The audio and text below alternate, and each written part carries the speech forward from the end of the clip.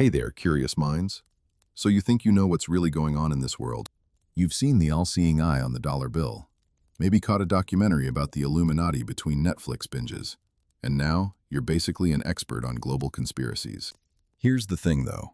The real history of secret societies is way weirder, way darker, and honestly way funnier than any YouTube rabbit hole has prepared you for. We're talking skull-worshipping Yale students, professors who tried to overthrow governments with book clubs, and knights who vanished with enough gold to buy a small country. And somehow, all of it connects.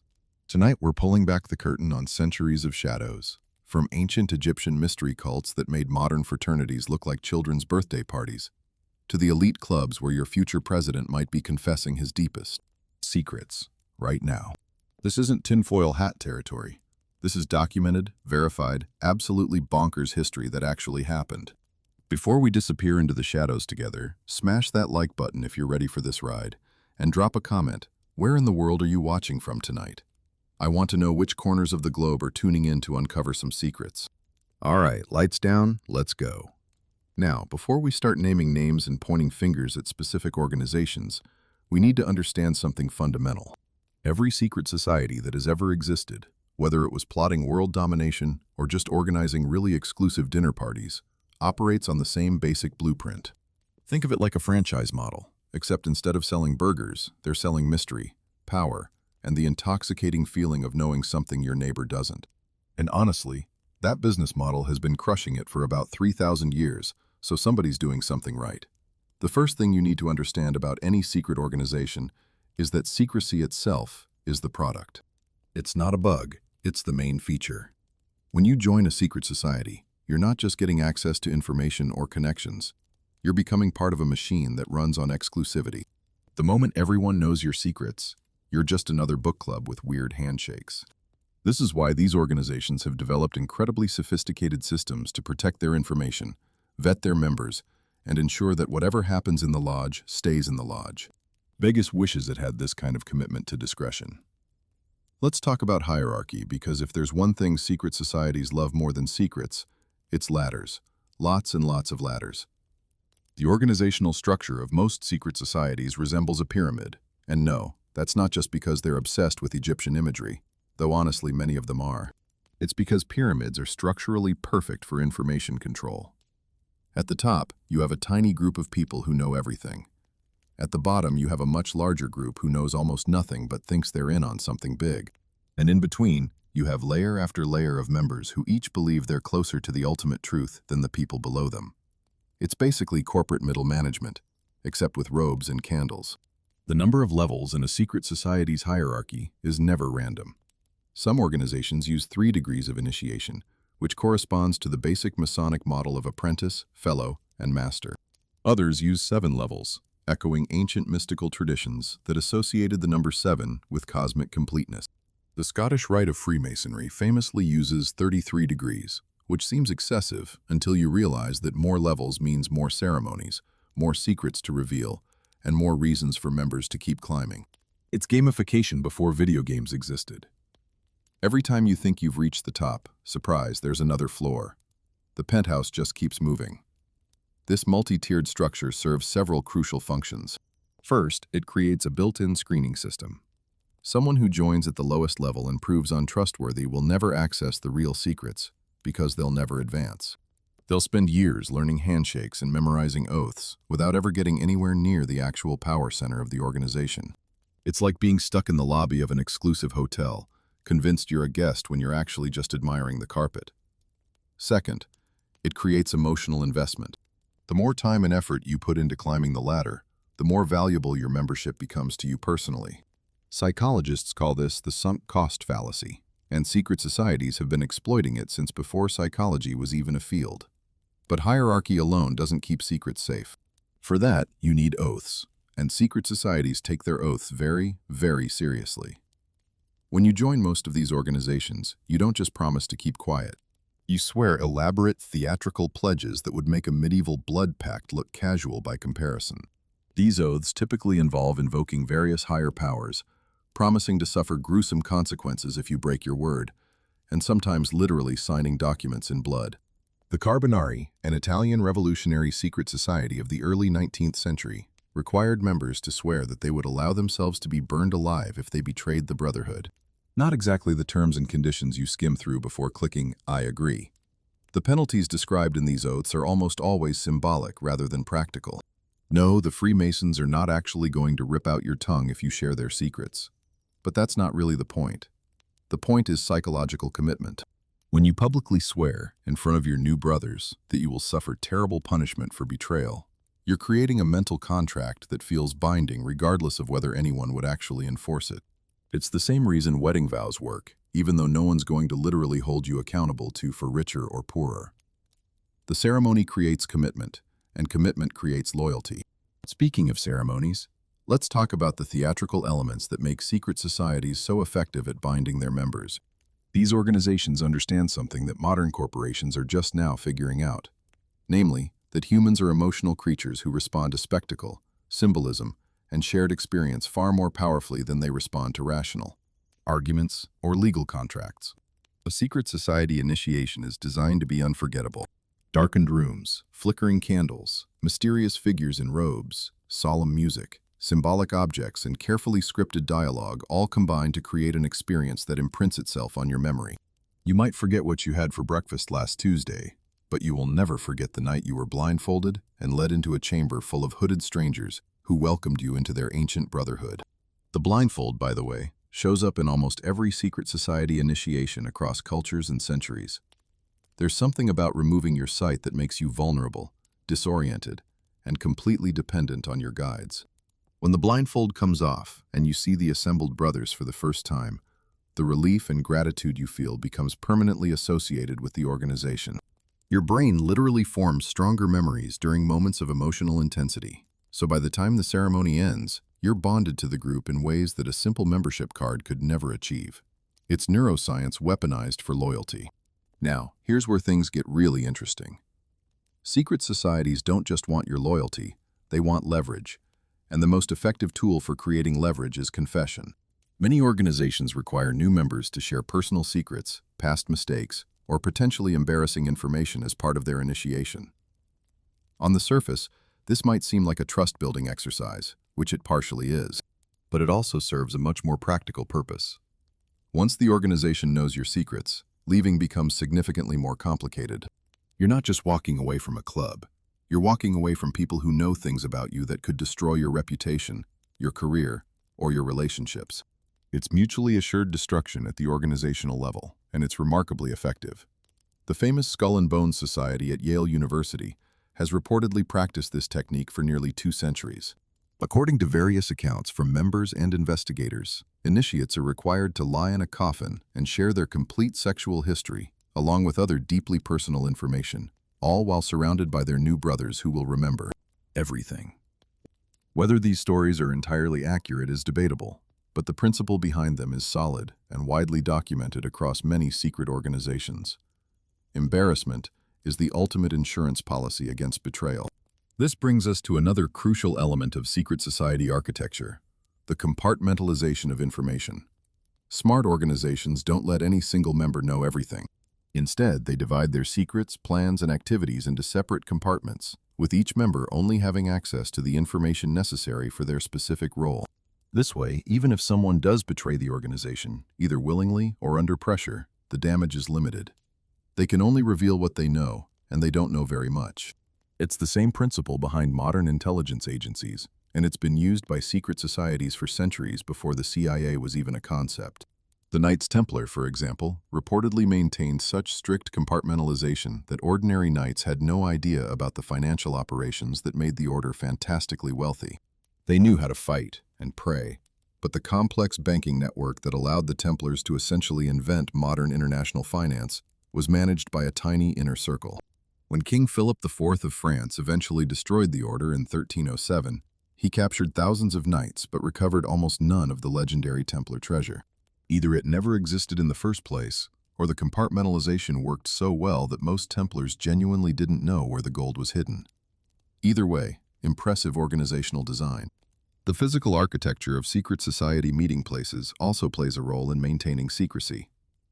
Masonic lodges, for instance, are specifically designed with security in mind. Many feature a special room called the Tyler's Room, positioned just outside the main meeting space, where a guard called the Tyler checks credentials and ensures that no uninitiated person can enter or even observe the proceedings. The lodge itself typically has no windows or features windows placed too high to see through from outside. Doors are heavy and often have complex locking mechanisms. Some lodges have been found to include hidden passages, secret rooms, and emergency exits that would allow members to escape or hide documents in case of a raid. These people weren't paranoid, they were prepared. In many periods of history, being a member of certain secret societies could get you imprisoned, exiled, or executed. So architectural precautions were literally life-saving measures. Communication between members outside of meetings required equally sophisticated systems. Before the era of encrypted messaging apps, secret societies developed elaborate codes, ciphers, and visual signals to communicate without exposing themselves. The Freemasons developed a system of hand signals, body postures, and specific phrases that would allow brothers to recognize each other in public without saying anything that an outsider would understand. If you've ever wondered why conspiracy theorists are obsessed with politicians making certain hand gestures, this is where that comes from. The gestures themselves are real, though whether every politician caught making them is secretly a Mason communicating with other Masons is, shall we say, statistically unlikely. Written communication posed particular challenges. A letter intercepted by the wrong person could expose an entire network. Many societies developed their own alphabets, with symbols replacing letters in ways that made messages unreadable to outsiders.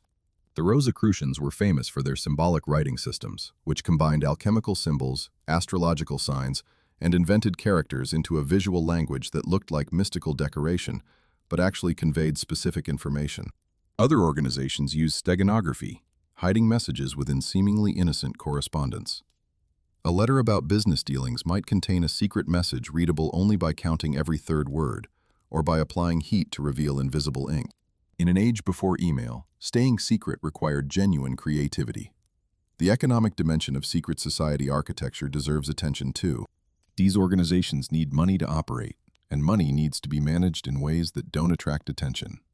Many secret societies developed sophisticated financial structures long before the modern corporation existed. Members typically pay dues, but the accounting for these funds is often kept separate from any official records. Some organizations accumulated significant wealth over time through member donations, business investments, or strategic property acquisition. The Carbonari funded revolutionary activities across Europe through a network of small donations from members who never knew the total amount being collected or exactly how it was being spent. Financial opacity isn't just convenient, it's essential to operations that governments would shut down if they understood the scale. Another critical element is what we might call cover stories, or legitimate public faces. Many secret societies operate through front organizations that appear completely innocent. A charitable foundation, a philosophical discussion group, a business networking club. These can all serve as recruiting grounds and meeting excuses for more secretive activities happening behind the scenes. The Illuminati famously infiltrated existing Masonic lodges rather than building their own infrastructure from scratch, essentially piggybacking on an established organization's cover while pursuing their own agenda within it. This technique is remarkably efficient. Why build your own hiding place when you can hide inside someone else's hiding place? The recruitment process itself is another masterpiece of organizational design. Unlike a normal club where you might see a flyer and sign up, secret societies typically operate on invitation only. You don't find them, they find you. This approach serves multiple purposes. First, it maintains exclusivity, which, as we discussed, is central to the appeal. Second, it allows for extensive vetting before anyone is even approached. A potential recruit might be observed for months or years, with existing members gathering information about their character, connections, reliability, and usefulness before a single word is spoken about the organization. By the time you're actually invited to join, the society already knows more about you than your own mother does. Third, it creates a psychological dynamic where membership feels like an honor bestowed upon you rather than a choice you made. You didn't join because you wanted to. You were chosen because you're special. That framing makes people much more committed than if they'd simply signed up themselves. The sponsorship system adds another layer of accountability. In most secret societies, you can only join if an existing member vouches for you personally. This creates a chain of responsibility. If the new recruit turns out to be a problem, the sponsor shares the blame and potentially the punishment. It's like co-signing a loan, except instead of money, you're risking your standing in the organization. Unsurprisingly, this makes members very careful about who they recommend. Your cousin who can't keep a secret after 2 drinks is probably not getting an invitation, no matter how much he'd love the robes. Finally, and perhaps most importantly, successful secret societies create a sense of purpose that transcends individual self-interest. Yes, members join for networking, for power, for the thrill of exclusivity. But the organizations that endure for centuries are the ones that offer something bigger. A mission, a vision, a reason to believe that your membership matters beyond your own personal gain. Whether it's preserving ancient wisdom, advancing human freedom, protecting a religious tradition, or literally taking over the world, the most effective secret societies give their members a cause to believe in. People will risk their lives for a cause. They'll stay loyal through persecution, keep secrets under torture, and pass their membership down through generations. A social club with fancy handshakes burns out after a few decades. A sacred brotherhood with a divine mission can last forever. This is the architecture of secrecy, developed over thousands of years by organizations that survived everything from government crackdowns to internal schisms to the simple passage of time. It's a system built on psychology, loyalty, fear, purpose, and incredibly clever organizational design. And here's the uncomfortable truth. It works. It works so well that we still don't know the full truth about organizations that operated centuries ago. It works so well that some of these societies are still operating today, in the same buildings, using the same rituals, guarding the same secrets. Whatever you think about conspiracy theories, you have to admire the engineering. These people built organizations that outlasted empires. That's not nothing. So now that we understand how these machines work on the inside, we're ready to look at the specific gears and cogs that make them tick. The rituals, the symbols, the actual organizations that have shaped history from the shadows. And trust me, the specifics are even stranger than the theory. Some of them are going to make this architectural overview look positively normal by comparison. So we've established that secret societies are essentially perfectly engineered loyalty machines. But engineering alone doesn't explain why people who join these organizations become so fanatically devoted that they'll carry secrets to the grave. For that, we need to talk about the moment that changes everything, the initiation ritual. And let me tell you, these ceremonies make your average college fraternity hazing look like a gentle orientation session with complimentary snacks. The fundamental principle behind every secret society initiation is death and rebirth. Not literal death, obviously, though some historical examples came uncomfortably close. The idea is that the person who walks into the ceremony dies symbolically, and a new person, transformed by the experience, emerges as a member of the brotherhood. This concept is ancient, showing up in Egyptian mystery cults, Greek initiations, and indigenous rites of passage across every continent. Apparently, humans figured out thousands of years ago that if you want someone to feel genuinely changed, you need to put them through an experience that feels like the end of one life and the beginning of another. A firm handshake and a membership card just doesn't cut it psychologically. Let's walk through what a typical initiation might look like, using elements that appear across dozens of documented secret society ceremonies. The candidate arrives at the designated location, usually at night because everything feels more significant in darkness. They're met by existing members who are already in full ritual mode, wearing robes or formal attire, speaking in ceremonial language, and treating the entire proceeding with deadly seriousness. The atmosphere is immediately different from normal life. You're not at a business meeting or a dinner party. You're somewhere else entirely, somewhere where different rules apply. The first step in most initiations involves some form of sensory deprivation or disorientation. Blindfolds are almost universal.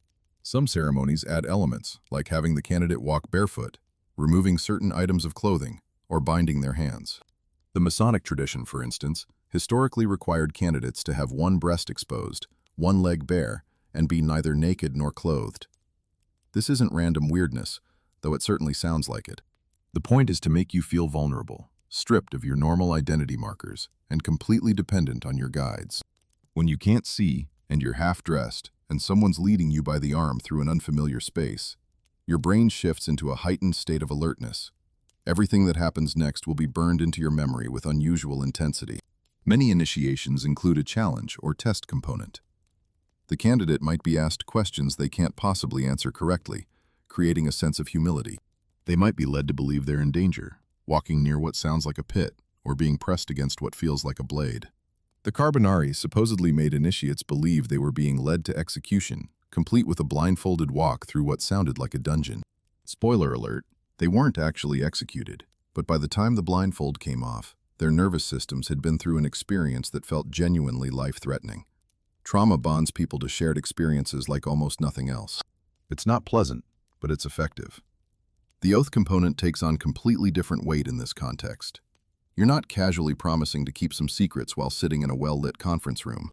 You're standing in darkness, surrounded by robed figures, having just been through an emotionally intense experience, and now you're being asked to swear the most serious promises of your life. The typical secret society oath involves invoking divine witnesses, promising to guard the Brotherhood's secrets absolutely, and accepting horrific punishments for betrayal. The Masonic penalty clauses historically described having your throat cut, your tongue torn out, and your body buried in the sand of the sea at low water mark, which is both extremely specific and extremely dramatic. Nobody actually enforced these penalties, but in the moment, standing there in candlelight with your heart pounding, they feel terrifyingly real. Then comes the revelation. The blindfold is removed, or the chamber is suddenly illuminated, and you see for the first time the assembly of brothers who have gathered to welcome you. This moment is specifically designed to create powerful positive emotions. Relief that the ordeal is over, gratitude to the people who guided you through it, and a sense of belonging to a group that clearly values you enough to put on this elaborate ceremony. The psychological contrast between the fear and vulnerability of the earlier stages and the warmth of acceptance at the end creates an emotional peak that your brain will associate with the organization forever. It's manipulation, sure, but it's incredibly sophisticated manipulation, refined over centuries. The symbolic death element often becomes quite literal in the staging. Many initiations require the candidate to lie in a coffin, sometimes for extended periods, contemplating their mortality, while brothers speak words about death and rebirth around them. The Skull and Bones Society at Yale is famous for this practice, though they're hardly alone. Other traditions have candidates dig their own graves, or pass through a symbolic tomb, or witness theatrical representations of death before being raised to new life as a member. The Egyptian mysteries of Osiris, which we'll discuss later, centered entirely on the god's death and resurrection, with initiates symbolically experiencing the same journey. Whatever your cultural background, being confronted with your own mortality in a controlled ritual setting tends to produce lasting psychological effects. The physical marking that often accompanies initiation creates yet another layer of commitment. Some societies require members to be tattooed, branded, or scarred in ways that permanently identify them as members. Others use symbolic cuts that draw actual blood, which is then incorporated into the ceremony in various ways. The sharing of blood, whether mixed in a chalice, used to sign documents, or simply witnessed as part of the ritual, creates a visceral sense of covenant that mere words cannot match. When you've literally bled for something, walking away feels like a betrayal of yourself, not just the organization. The secrecy surrounding initiation serves important psychological functions beyond simple information security. When you undergo an experience that you can never fully describe to outsiders, it creates a permanent barrier between you and everyone who hasn't shared that experience. Your spouse, your parents, your closest friends, none of them can truly understand what you went through because you're forbidden from telling them. This isolation actually strengthens your bond with fellow members, who become the only people with whom you can discuss this profound experience. The secret creates its own community, and that community becomes increasingly central to your identity. There's also what psychologists call effort justification at work. The more difficult, uncomfortable, or emotionally intense an experience is to obtain something, the more we value that thing afterward. If joining a club involved nothing more than filling out a form, you'd feel correspondingly casual about your membership. But if joining required you to go through hours of ritualized ordeal, confront your mortality, swear blood oaths, and emerge transformed, well, that membership had better be worth something significant. Your brain essentially convinces itself that the organization must be incredibly valuable, because otherwise, why would you have put yourself through all that? This cognitive process happens automatically and unconsciously, which makes it extremely effective. The initiation also establishes clear before and after points in your personal history. You remember who you were before you joined, and you know who you are now as a member. The ceremony marks the transition between these two identities in a way that feels concrete and undeniable. Religious traditions understand this perfectly, which is why baptism, confirmation, bar mitzvah, and similar rites of passage are so emotionally significant to participants. Secret societies essentially hijack these same psychological mechanisms for their own purposes. They're creating converts, not just members. Different organizations develop distinctive variations on these core elements. The Illuminati, despite their reputation for world domination schemes, actually used relatively mild initiations compared to some of their competitors. Founder Adam Weishaupt was an academic who believed in persuasion over coercion. So Illuminati ceremonies focused more on philosophical instruction than physical ordeal. Members were gradually introduced to the organization's radical ideas about reason and enlightenment, with each degree revealing more of the ideology. It was brainwashing through education rather than trauma, which honestly might be even more effective in the long run. The Knights Templar, on the other hand, combined their initiation rituals with the existing structures of medieval monasticism. New Templars took vows of poverty, chastity, and obedience, just like regular monks, but then added secret ceremonies that allegedly included spitting on the cross, denying Christ, and kissing their brothers in inappropriate places. Whether these accusations were true or fabricated by the French crown to justify seizing Templar wealth is still debated by historians. What's clear is that the mere possibility of such ceremonies existing made the Templars seem both more dangerous and more fascinating than ordinary military orders. Sometimes the rumors about initiation rituals are more powerful than the rituals themselves. Modern adaptations of these principles continue in organizations you've probably never heard of, and a few you definitely have. Corporate team-building exercises that involve trust falls and blindfolded navigation are diluted versions of the same psychological mechanisms. Military boot camps deliberately break down individual identity and rebuild it around group loyalty, using techniques that would be instantly recognizable to an 18th-century Freemason. Even certain religious movements use intensive retreats and graduated revelation of doctrine in ways that parallel secret society initiation structures. The technology of psychological transformation isn't exclusive to shadowy brotherhoods. They just refined it first. Now that we understand how people are bound to these organizations through ritual, let's talk about how they recognize each other and communicate once they're in. Because here's the thing about being a member of a secret society. You can't exactly wear a name tag, but you still need some way to identify fellow members in public, to pass messages without detection, and to encode your most sensitive communications.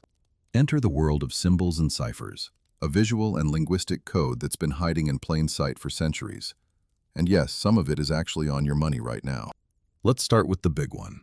The symbol that launches 1,000 conspiracy theories, the all-seeing eye. You know the one. It's a single eye, usually inside a triangle, radiating light in all directions. It appears on the back of the American $1 bill, on countless Masonic buildings, in religious artwork, and apparently in every music video that conspiracy theorists have ever analyzed. So what does it actually mean, and why is it everywhere? The all-seeing eye, also called the Eye of Providence, predates any of the secret societies that adopted it. The symbol shows up in ancient Egyptian iconography as the Eye of Horus, representing protection, royal power, and good health. It appears in Renaissance Christian art as a symbol of God's omniscience, the divine eye that sees all things. When the Freemasons incorporated it into their symbolism, they borrowed this established meaning. The eye represents the idea that even when no human watches, a higher moral authority observes your actions. It's a reminder to be virtuous even in private, which honestly seems like a pretty reasonable message regardless of your feelings about secret societies. The conspiracy theory version claims the all-seeing eye on the dollar bill proves that the Freemasons, or Illuminati, secretly control the American government. The reality is more mundane, but still interesting. When the Great Seal of the United States was being designed in 1782, the Eye of Providence was a common symbol of divine providence that would have been recognized by educated people of the era. The designer, Charles Thompson, wasn't a Freemason, and there's no evidence of secret society influence on the seal's creation. But the symbol's associations have grown over time, especially after Dan Brown novels made pyramid and eye imagery shorthand for secret power. Sometimes symbols mean what people think they mean, regardless of original intent. The square and compass is probably the most recognizable specifically Masonic symbol, and unlike the all-seeing eye, this one really is exclusive to Freemasonry. The square is a tool used by stonemasons to ensure right angles, while the compass is used to draw circles and arcs. For Freemasons, these tools represent moral principles. The square symbolizes morality, honesty, and fair dealing, essentially keeping your actions on the square. The compass represents the importance of circumscribing desires and keeping passions within bounds. The G that sometimes appears in the center stands for either God or geometry, depending on which Mason you ask and how philosophically minded they're feeling that day. What makes this symbol particularly effective is its dual function. To non-Masons, it looks like a perfectly innocent reference to building and architecture. To Masons, it carries layers of specific meaning that only become apparent after initiation. This is a consistent pattern across secret society symbolism. Hide the esoteric meaning inside an exoteric image that anyone can see without understanding. It's steganography built into visual design, and it's remarkably clever. The owl is another symbol that pops up frequently in conspiracy theories, particularly in connection to the Bohemian Grove, an exclusive retreat in California where powerful American men gather each summer for activities that definitely don't involve worshiping a giant owl statue. Except they kind of do, in the sense that the Bohemian Club symbol is an owl, and there is indeed a large owl shrine at the Grove where a ceremony called the Cremation of Care takes place annually. The owl traditionally represents wisdom, deriving from its association with the Greek goddess Athena. Whether anything more sinister is involved depends entirely on how seriously you take grainy footage and second-hand accounts from protesters and infiltrators. The skull and crossbones symbol, used by organizations from the Skull and Bones Society to various pirate crews throughout history, represents memento mori, the reminder that death awaits everyone. For secret societies that use it, the skull emphasizes the seriousness of membership commitments and the mortality that makes earthly pursuits simultaneously urgent and ultimately meaningless. It's dark, certainly, but philosophically coherent. When you're reminded that you're going to die, keeping trivial secrets for some club seems less important than pursuing what really matters. The symbol reframes membership as a serious undertaking, not casual recreation.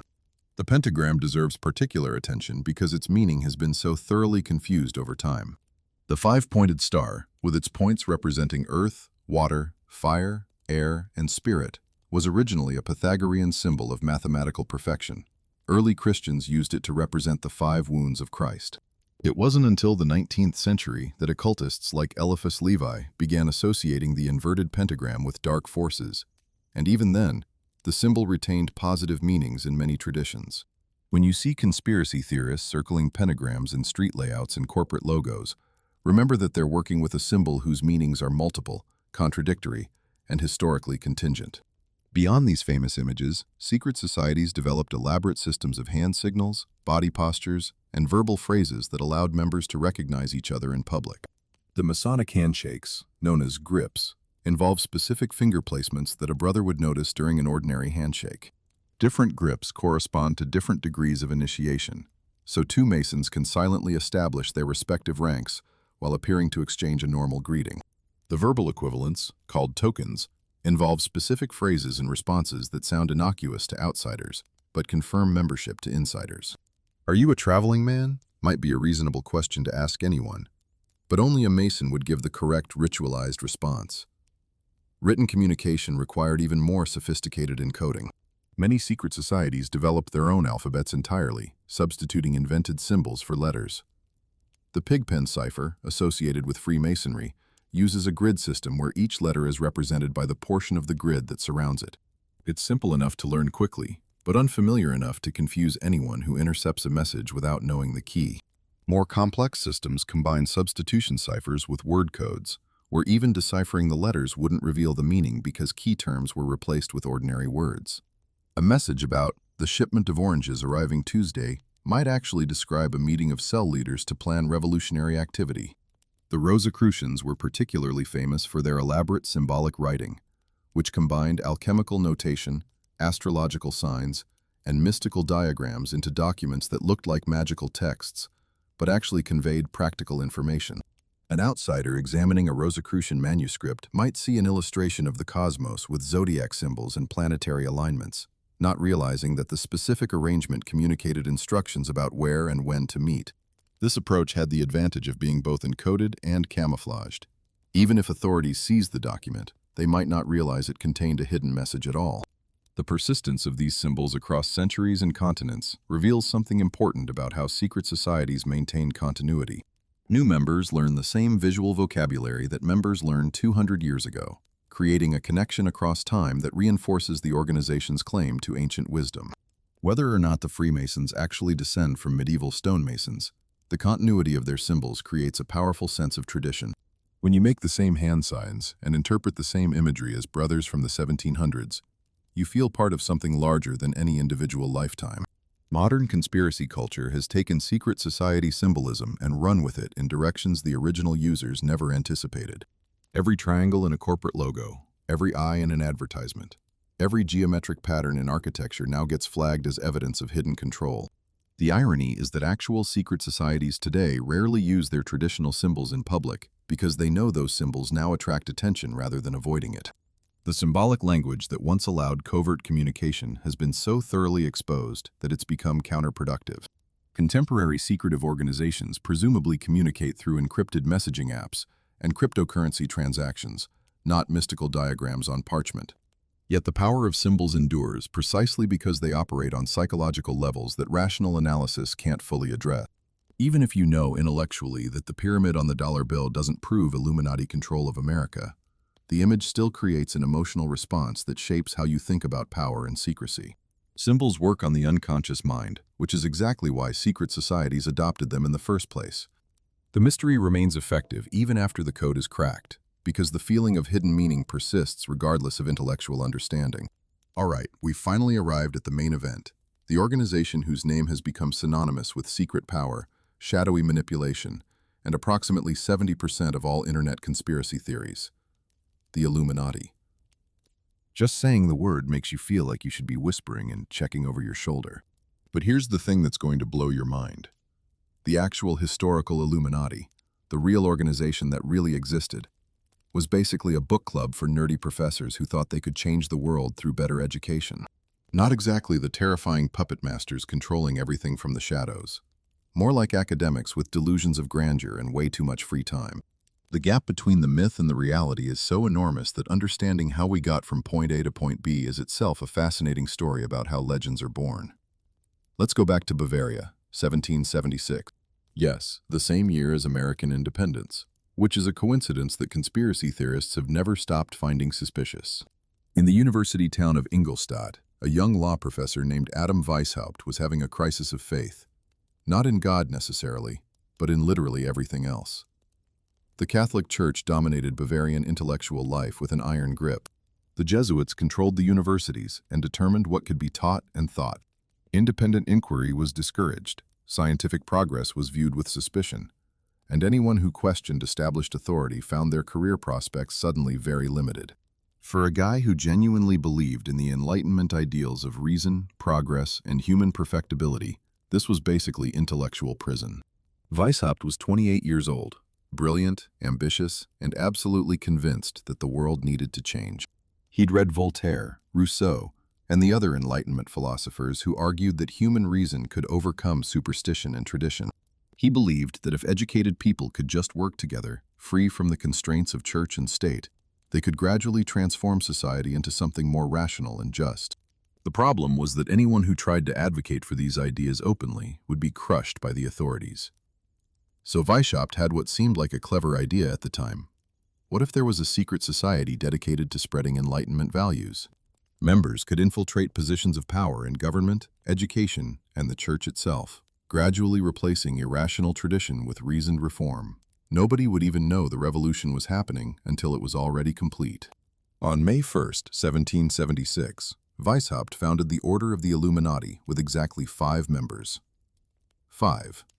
The organization that would eventually be blamed for orchestrating the French Revolution, controlling the world banking system, and secretly running every government on Earth, started with a law professor and 4 of his students sitting in a room, coming up with cool code names for themselves. Weishaupt called himself Spartacus, after the famous Roman slave rebel, which tells you something about his self-image. The organization wasn't even called the Illuminati at first. Weishaupt originally named it the Order of the Perfectibilists, which honestly sounds like a self-help seminar from the 1990s. He changed it to Illuminati, meaning the Enlightened Ones, because apparently he understood branding better than most 18th century academics. The early years were rough. Weishaupt was a great thinker, but a terrible organizer, and his tiny group struggled to recruit new members or establish any real influence. Everything changed in 1780 when a nobleman named Adolf Franz Friedrich Ludwig von Knigge joined the order. Knigge was everything Weishaupt wasn't: socially connected, organizationally talented, and already well established in Masonic circles across Germany. He saw potential in Weishaupt's ideas and took over the practical work of expanding the organization. Within just a few years, the Illuminati went from a handful of professors to a network of over 2,000 members spread across Bavaria, Austria, and beyond. The membership list reads like a who's who of late 18th century German intellectual life, including Johann Wolfgang von Goethe, arguably the greatest German writer who ever lived. When Goethe joins your secret society, you know you've made it. The organizational structure Knigge developed was genuinely sophisticated. The Illuminati had 13 degrees of initiation, each revealing more of the order's true philosophy and goals. Lower-level members thought they'd joined a philosophical discussion group. Middle-level members learned about the goal of reforming society through gradual infiltration. Only the highest levels knew the full extent of Weishaupt's vision, which included the eventual abolition of monarchy, the end of organized religion, and the creation of a world governed entirely by reason. This compartmentalized structure meant that most members never knew what the organization was really about, which was either brilliant operational security or a recipe for disaster when things eventually fell apart. Spoiler alert, it was the second one. The Illuminati's method was infiltration rather than confrontation. Members were instructed to join existing institutions and work their way into positions of influence. They targeted Masonic lodges particularly aggressively, since Freemasonry already provided a network of educated men with established structures for secret meetings. At their peak, the Illuminati had essentially taken over numerous Masonic lodges across Germany, using them as recruiting grounds and cover organizations. This strategy was remarkably effective in the short term. Within a decade, the Illuminati had members in government positions, university professorships, and even the courts of several German princes. Weishaupt's dream of changing the world through strategic placement of enlightened individuals actually seemed to be working. Then everything collapsed with spectacular speed. The trouble started with internal conflicts. Weishaupt and Knigge, the two men most responsible for the order's success, had a massive falling out over the organization's direction and structure. Knigge wanted a more democratic organization with less of Weishaupt's autocratic control. Weishaupt wanted to maintain his position as the supreme leader whose word was law. This is a pattern you'll see repeatedly in the history of secret societies. Charismatic founders who build organizations around their own personalities and then can't handle sharing power. Knigge quit in 1784, taking much of the organizational talent with him and leaving behind a demoralized membership and a founder who was increasingly paranoid about everyone around him. The external threat proved even more devastating. In 1784, the Bavarian elector Karl Theodor issued an edict banning all secret societies in his territory. The Illuminati specifically were targeted after several former members, angry at Weishaupt for various grievances, began providing authorities with detailed information about the organization's goals and methods. Police raids seized membership lists, correspondence, and internal documents that revealed the full scope of Illuminati ambitions. The authorities were horrified. Here was an organization that openly advocated for the overthrow of traditional authority, planted its members in positions of power like sleeper agents, and taught that the ends justified the means in pursuing its revolutionary goals. This wasn't a philosophical discussion group. This was a conspiracy to undermine everything the existing order held sacred. Weishaupt fled Bavaria in 1785, eventually finding refuge with a sympathetic duke in Gotha, where he would live out the rest of his life writing defensive pamphlets and complaining that everyone had misunderstood him. The organization he'd created was thoroughly destroyed. Members were arrested, exiled, or forced to publicly recant their involvement. Documents were published exposing every aspect of Illuminati operations, turning what had been secret into very public scandal.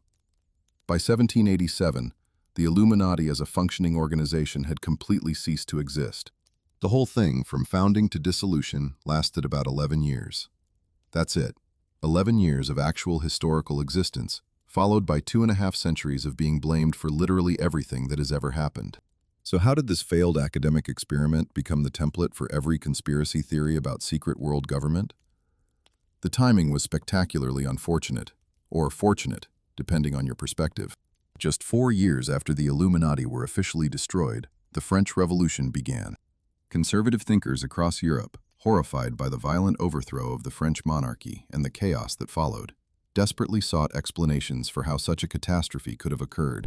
The idea that ordinary people might genuinely have had enough of aristocratic oppression and decided to do something about it was unacceptable. There had to be hidden manipulators behind the scenes, pulling strings and engineering social upheaval for their own mysterious purposes. The recently exposed Illuminati provided a perfect scapegoat. In 1797, a French Jesuit named Augustin Baruel published a massive work arguing that the French Revolution was actually orchestrated by a conspiracy of philosophers, Freemasons, and Illuminati working together to destroy Christian civilization. A Scottish physicist named John Robison published a similar book the same year, claiming that the Illuminati had survived their suppression in Bavaria and continued operating in secret across Europe. Neither author had any actual evidence that the Illuminati still existed or had any connection to events in France. But they didn't need evidence. The story was too compelling to resist. A secret organization of godless intellectuals, plotting in darkness to overthrow everything traditional and holy? That explained everything. It made chaos comprehensible and gave conservatives a villain to fight against. The Illuminati conspiracy theory spread across Europe and to America, where it found particularly fertile ground. In 1798, several New England ministers gave sermons warning their congregations that the Illuminati were operating in America, seeking to undermine the young republic. The Federalist Party briefly attempted to use Illuminati fears as a political weapon against their Democratic-Republican opponents, accusing Thomas Jefferson's supporters of being secret agents of the conspiracy. None of this was based on any actual evidence of Illuminati activity in America. The original organization had been entirely German and had been dead for over a decade. But the fear was real, and fear doesn't require evidence to spread. The correspondence between Illuminati members and Benjamin Franklin, which periodically surfaces in conspiracy discussions, is a perfect example of how historical fragments get transformed into evidence of sinister connection. Franklin, as one of the most famous Americans in Europe during the 1780s, corresponded with thousands of people across the continent. Some of those people were members of the Illuminati. Some were also members of dozens of other organizations, because educated Europeans in that era belonged to multiple philosophical societies, scientific academies, and yes, secret lodges. Franklin himself was a Freemason, quite openly, and corresponded with Freemasons throughout Europe. Finding letters between Franklin and someone who happened to also be an Illuminatus proves nothing more than that educated people wrote letters to other educated people. But conspiracy theorists don't see ordinary networking. They see evidence of coordination. The legacy of the historical Illuminati is profoundly ironic.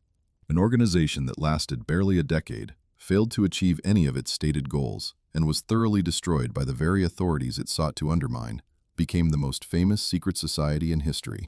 Every subsequent conspiracy theory about hidden power draws on the Illuminati template, often without even knowing where that template came from. The idea that there's a secret group of elites manipulating world events from the shadows, that revolutions and wars are engineered rather than emerging from genuine social forces, that nothing happens by accident and someone is always in control. All of this traces back to paranoid responses to an 18th century philosophy club that got way too ambitious for its own good. Modern Illuminati references in popular culture bear essentially no relationship to the historical organization. When rap artists flash triangle symbols and reference the Illuminati in their lyrics, they're participating in a mythology that has been building for over 200 years, adding new layers with each generation. The historical Adam Weishaupt, who believed in reason, education, and gradual reform, would probably be baffled by claims that his organization controls the music industry and puts secret messages in Super Bowl halftime shows.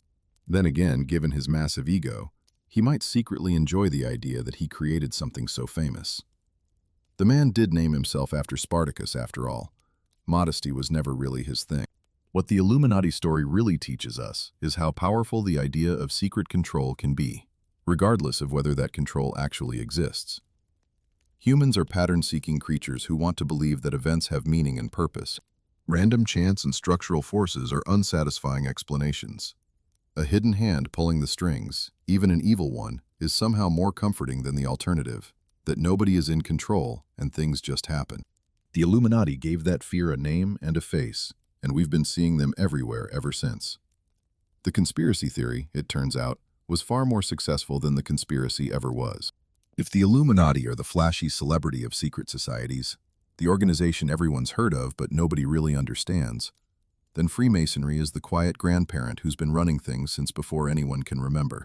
We're talking about the largest, oldest, and most influential fraternal organization in human history. 5 million members across every continent except Antarctica, though honestly, give them time. Lodges in virtually every country on Earth. A membership roster that includes kings, presidents, revolutionaries, and enough founding fathers to fill a history textbook. The Illuminati existed for 11 years and failed at everything they tried. The Freemasons have been going strong for centuries and actually changed the world. If you want to understand how secret societies really work, forget the conspiracy theories about shadowy puppet masters. Look at the guys who've been meeting in lodges every Thursday night since your great-great-grandfather was in diapers. The origin story of Freemasonry is appropriately mysterious, though not in the way conspiracy theorists imagine. The honest answer is that nobody knows exactly when or where Freemasonry began, which has allowed the organization itself to claim increasingly ancient and impressive origins over the years. At various points, Masonic writers have traced the fraternity's roots back to King Solomon's Temple, to ancient Egypt, to the builders of Noah's Ark, and in at least one enthusiastic case, to Adam himself in the Garden of Eden. These claims are, to put it diplomatically, not supported by historical evidence. What we actually know is considerably more mundane but still genuinely interesting.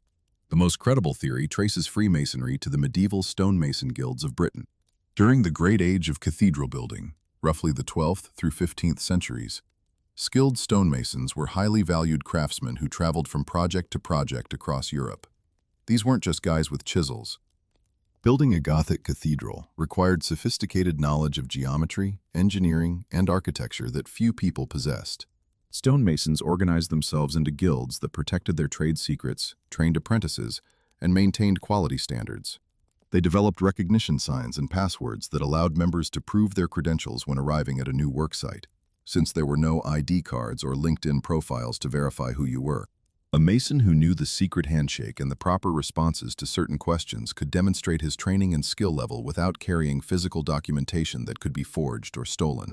These operative Masons, meaning people who actually worked with stone, gradually began admitting speculative Masons, meaning gentlemen who were interested in the guild's philosophical and social aspects, but had no intention of picking up a trowel.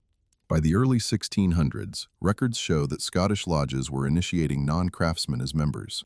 The transformation from working guild to philosophical fraternity accelerated through the 17th century, and by 1717, 4 London lodges came together to form the first Grand Lodge of England, marking the birth of modern Freemasonry as we know it. From that point forward, the organization spread with remarkable speed across Europe and the American colonies, attracting educated men who were drawn to its combination of moral philosophy, ritual mystery, and social networking. The appeal of early Freemasonry is easy to understand when you consider the era. The Enlightenment was creating a new class of intellectually curious men who valued reason, scientific inquiry, and moral improvement, but who often felt constrained by the rigid hierarchies of church and state. Masonic lodges offered something revolutionary, a space where men of different social ranks could meet as equals, bound by shared values rather than birth or wealth. A merchant could sit as a brother alongside a lord. Religious differences that caused wars in the outside world were set aside within the lodge, since Freemasonry required only belief in a supreme being, not adherence to any particular creed. This combination of egalitarianism, intellectual stimulation, and carefully guarded secrecy proved irresistible to exactly the kind of men who would go on to shape the modern world. The American founding is basically a Masonic reunion. George Washington was not only a Mason, but served as master of his lodge in Virginia. Benjamin Franklin was initiated in Philadelphia and eventually became Grand Master of Pennsylvania. Paul Revere, John Hancock, and somewhere between 9 and 13 signers of the Declaration of Independence were Masons, depending on how strictly you count the evidence. During the Revolutionary War, approximately 1/3 of the generals in the Continental Army held Masonic membership. Military lodges traveled with regiments, and Masonic gatherings provided opportunities for officers from different colonies to build relationships that transcended regional loyalties. When historians debate whether the revolution would have succeeded without these personal networks, they're really asking whether the secret handshakes mattered. The most visually striking example of Masonic influence on American founding mythology is the Capitol building cornerstone ceremony of 1793. George Washington, dressed in full Masonic regalia, presided over a ritual that incorporated Masonic symbols and practices into the literal foundation of American government. He scattered corn, wine, and oil on the cornerstone following traditional Masonic consecration rites. The silver trowel he used is still preserved as a relic. This wasn't hidden or secret. It was a public ceremony that thousands of people witnessed. The first president of the United States, wearing an apron with mystical symbols on it, performing rituals from a fraternal organization at the heart of the new nation's capital. Whatever you think this means, it definitely means something. The French Revolution had similar Masonic fingerprints, though the relationship is more complicated than conspiracy theorists suggest. Many leaders of the revolutionary movement were indeed Freemasons. The ideals of liberty, equality, and fraternity that became the revolution's motto mapped remarkably well onto Masonic values. The Jacobin clubs that organized revolutionary activity across France borrowed heavily from lodge structures and practices. But this doesn't mean Freemasonry orchestrated the revolution, any more than universities orchestrated it because many revolutionaries were educated. Masonic lodges were places where Enlightenment ideas circulated among influential people. So naturally, people with Enlightenment ideas often turned out to be Masons. Correlation isn't causation, though it does make for exciting YouTube videos. What actually happens inside a Masonic lodge? This is where the secrecy gets genuinely interesting because, despite centuries of exposure and countless tell-all books, Freemasonry has managed to maintain an aura of mystery that keeps people guessing. The basic structure involves 3 degrees of initiation: entered apprentice, fellowcraft, and master mason, each with its own ritual, symbolic teachings, and moral lessons drawn from the allegorical history of stonemasonry. The rituals involve memorized dialogue, symbolic actions, and the gradual revelation of the lodge's working tools as moral metaphors. The square teaches morality. The compass teaches self-restraint. The level teaches equality. It's essentially a theatrical performance, designed to embed philosophical concepts through dramatic experience rather than mere instruction. The secrecy itself is somewhat overstated in the modern era. The existence of Freemasonry is obviously not secret. Lodge buildings often have signs out front. Members wear rings and pins that identify their affiliation. You can buy books about Masonic rituals at any major bookstore, many of them written by Masons themselves. What remains genuinely confidential are the specific modes of recognition, the handshakes and passwords and physical signs that allow Masons to identify each other. The argument is that these things only have meaning in the context of the initiation experience, so revealing them to non-Masons would be both a betrayal of trust and essentially pointless. It's like explaining a joke. You might convey the information, but you lose everything that made it meaningful. The higher degrees beyond the basic 3 have generated endless speculation and confusion. The Scottish Rite, for example, offers 33 degrees of increasingly elaborate ritual and philosophical instruction. The York Rite has its own parallel system. Various appendant bodies like the Shriners, famous for their tiny cars and parades, add additional layers. But here's the thing that conspiracy theorists always get wrong. These higher degrees don't confer additional power or reveal deeper secrets of world domination. They're more like advanced elective courses in the same school. A 33rd degree Mason has spent more time memorizing rituals and contemplating symbols than a basic Master Mason, but they don't have access to hidden knowledge about the New World Order, because that hidden knowledge doesn't exist. The real secret of Freemasonry, if there is one, is that there is no secret. Just a system of moral allegory and mutual support dressed up in impressive theater. The relationship between Freemasonry and government has swung between alliance and violent opposition depending on time and place. In America and Britain, Masonry flourished largely unmolested, becoming so mainstream that opposition to it often seemed like paranoia.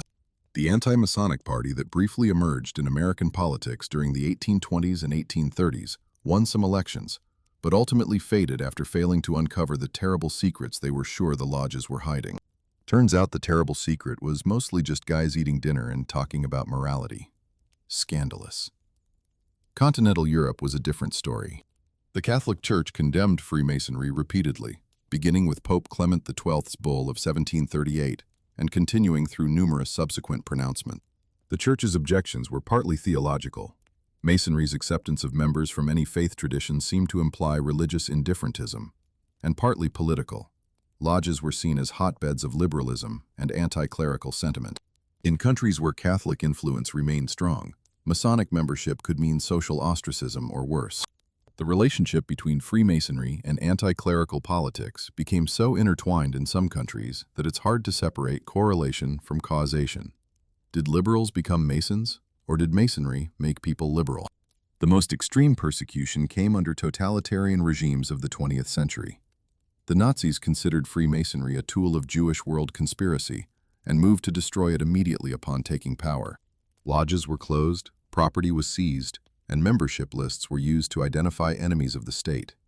An estimated 80,000 to 200,000 Freemasons died in concentration camps, often identified by an inverted red triangle. The Nazi obsession with Masonic conspiracy theories led them to establish extensive archives of seized lodge materials, which ironically became valuable historical resources after the war.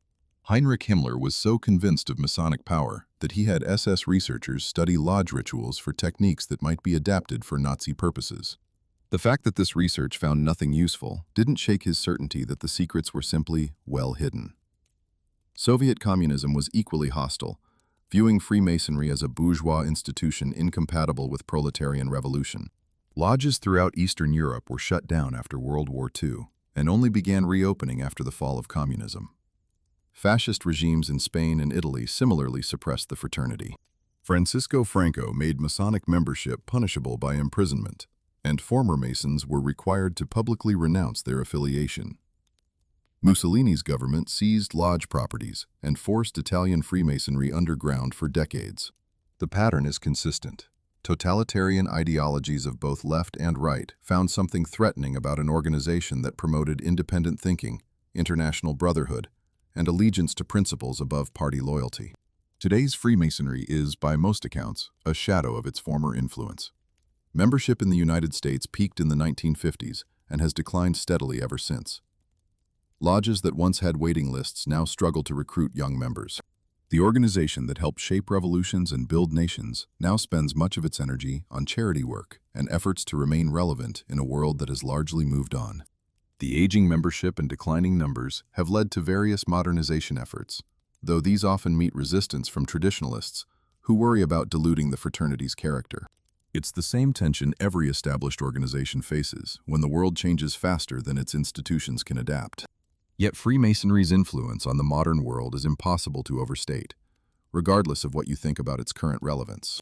The principles that Masonic lodges championed, religious tolerance, equality before the law, constitutional government, individual liberty, these became the foundations of liberal democracy.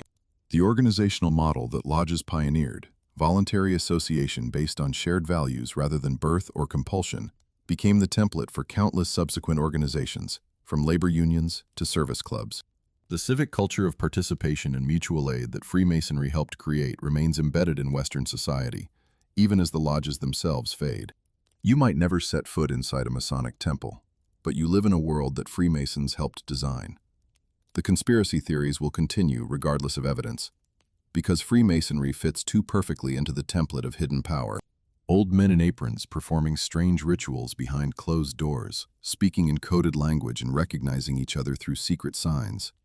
It's almost too good a target for paranoid imagination.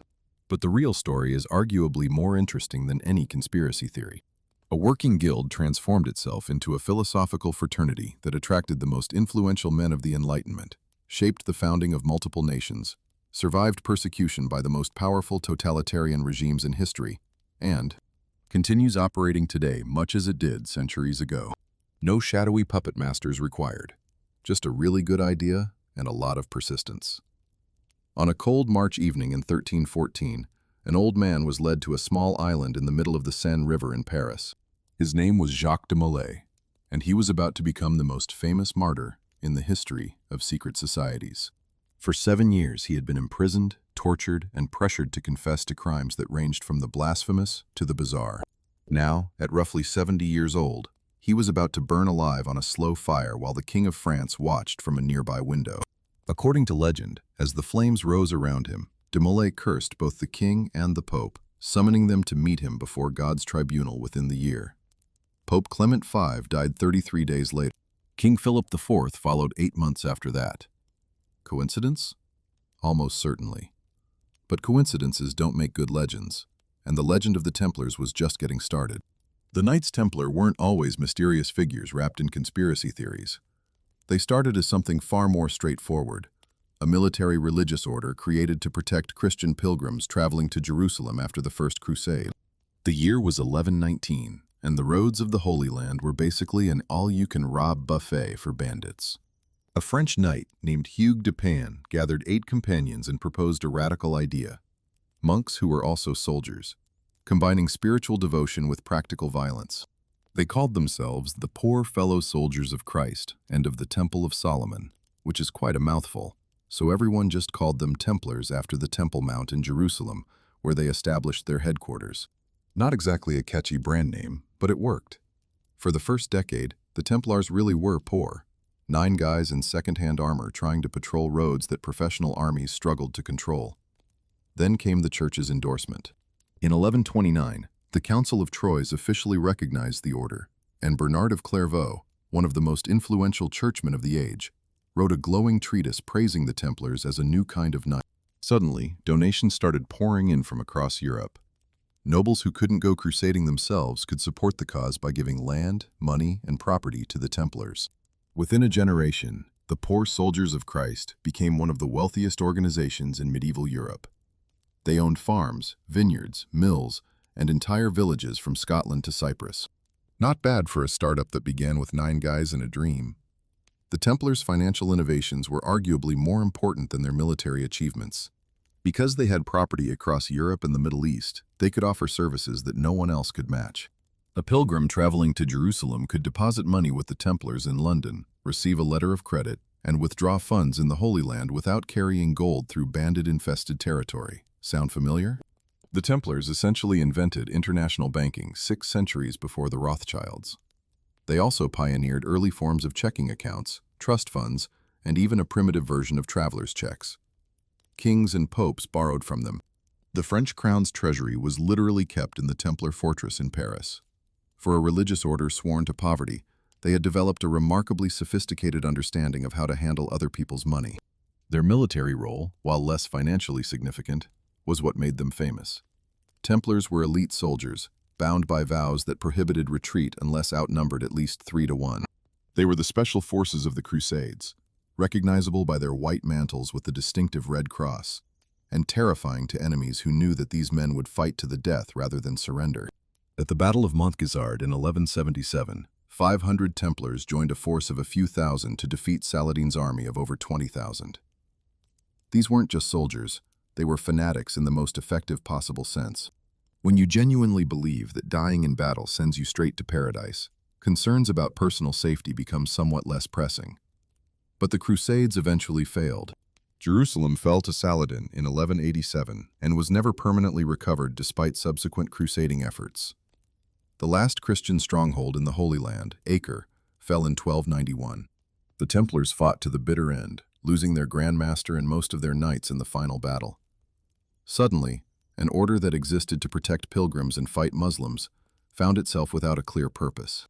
They still had their wealth, their properties, their banking operations, and their fearsome reputation, but the mission that justified all of it was gone. They were a military order without a war, which is like a fire department in a city that's entirely made of stone. Technically still employed, but increasingly hard to justify. This existential crisis made the Templars vulnerable in ways they hadn't anticipated. King Philip IV of France was deeply in debt, much of it owed to the Templars themselves. He was also ambitious, ruthless, and not particularly burdened by ethical considerations. In 1307, Philip made his move. On Friday, October 13th, a date that may be the origin of the Friday the 13th superstition, royal agents across France simultaneously arrested every Templar they could find. The charges were spectacular: heresy, idol worship, spitting on the cross, denying Christ, obscene kissing rituals during initiation ceremonies, homosexuality, and at the center of it all, worship of a mysterious head called Baphomet. It was basically a greatest hits collection of everything medieval people found terrifying and disgusting, wrapped up in a neat legal package. Under torture, many Templars confessed to these charges. The confessions were wildly inconsistent with each other, as confessions obtained through torture tend to be. Some said they worshipped a cat. Others described a head with 3 faces. Some confessed to denying Christ once, others to denying him 3 times. The details varied because the details were being invented under extreme duress by men who would say anything to make the pain stop.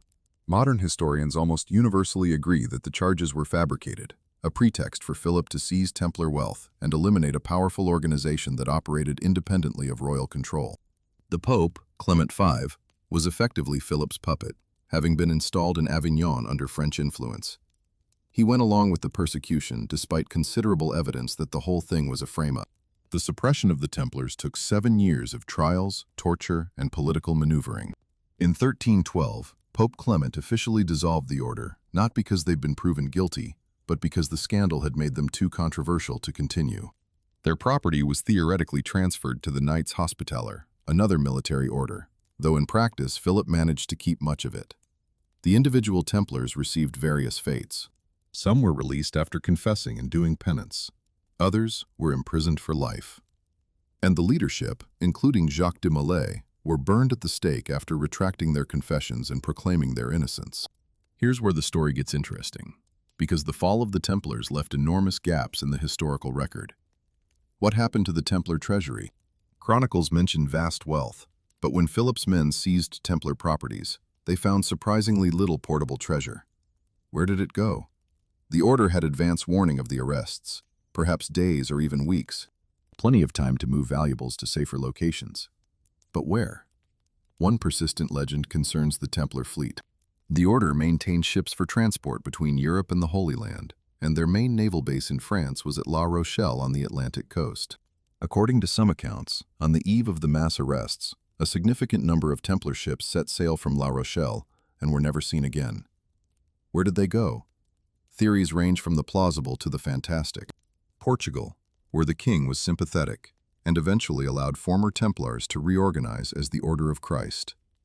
Scotland, which was under papal interdict and therefore not obligated to enforce the Pope's dissolution order. Or, in the most creative versions, across the Atlantic to the Americas, nearly 2 centuries before Columbus. There's zero credible evidence for that last theory, but it's popular enough that it spawned multiple books and documentaries. Never let lack of evidence get in the way of a good story. The Scottish connection has generated particular fascination. Robert the Bruce, King of Scotland during the Templar suppression, was excommunicated and fighting for his kingdom's independence from England. He had excellent reasons to welcome experienced warriors regardless of their legal status. The legend claims that Templars who escaped France made their way to Scotland and fought alongside Bruce at the Battle of Bannockburn in 1314, turning the tide against a much larger English army. There's no contemporary evidence for this, but the story persists partly because of genuine mysteries in the archaeological record. Rosslyn Chapel, built in the 15th century near Edinburgh, features an extraordinary array of symbolism that some researchers connect to Templar and later Masonic traditions. Medieval gravesites in Scotland sometimes bear carvings that resemble Templar imagery. Whether these connections are real or the product of wishful thinking depends heavily on which expert you ask. The supposed link between the Templars and the Freemasons has generated enough books to fill a library. The theory is that surviving Templars went underground after 1314, preserving their secret knowledge and traditions through generations, until they eventually emerged as the first Masonic lodges in Scotland and England. It's a beautiful narrative that explains Masonic symbolism, rituals, and degree structures as continuations of Templar practices. The problem is that there's no documentary evidence connecting the two organizations across the 3-century gap between them. Masonic ritual does reference the Temple of Solomon, which the Templars also referenced, but both could have independently drawn on the same biblical source. Sometimes a cigar is just a cigar, and sometimes two organizations that both like temple imagery just both like temple imagery. The treasure legends are equally persistent and equally unsupported. The most famous claims involve the Holy Grail, whether understood as a cup, a bloodline, or some kind of mystical object. Supposedly, the Templars discovered the Grail during their centuries in Jerusalem and brought it back to Europe, where it was hidden before Philip's attack and remains hidden today.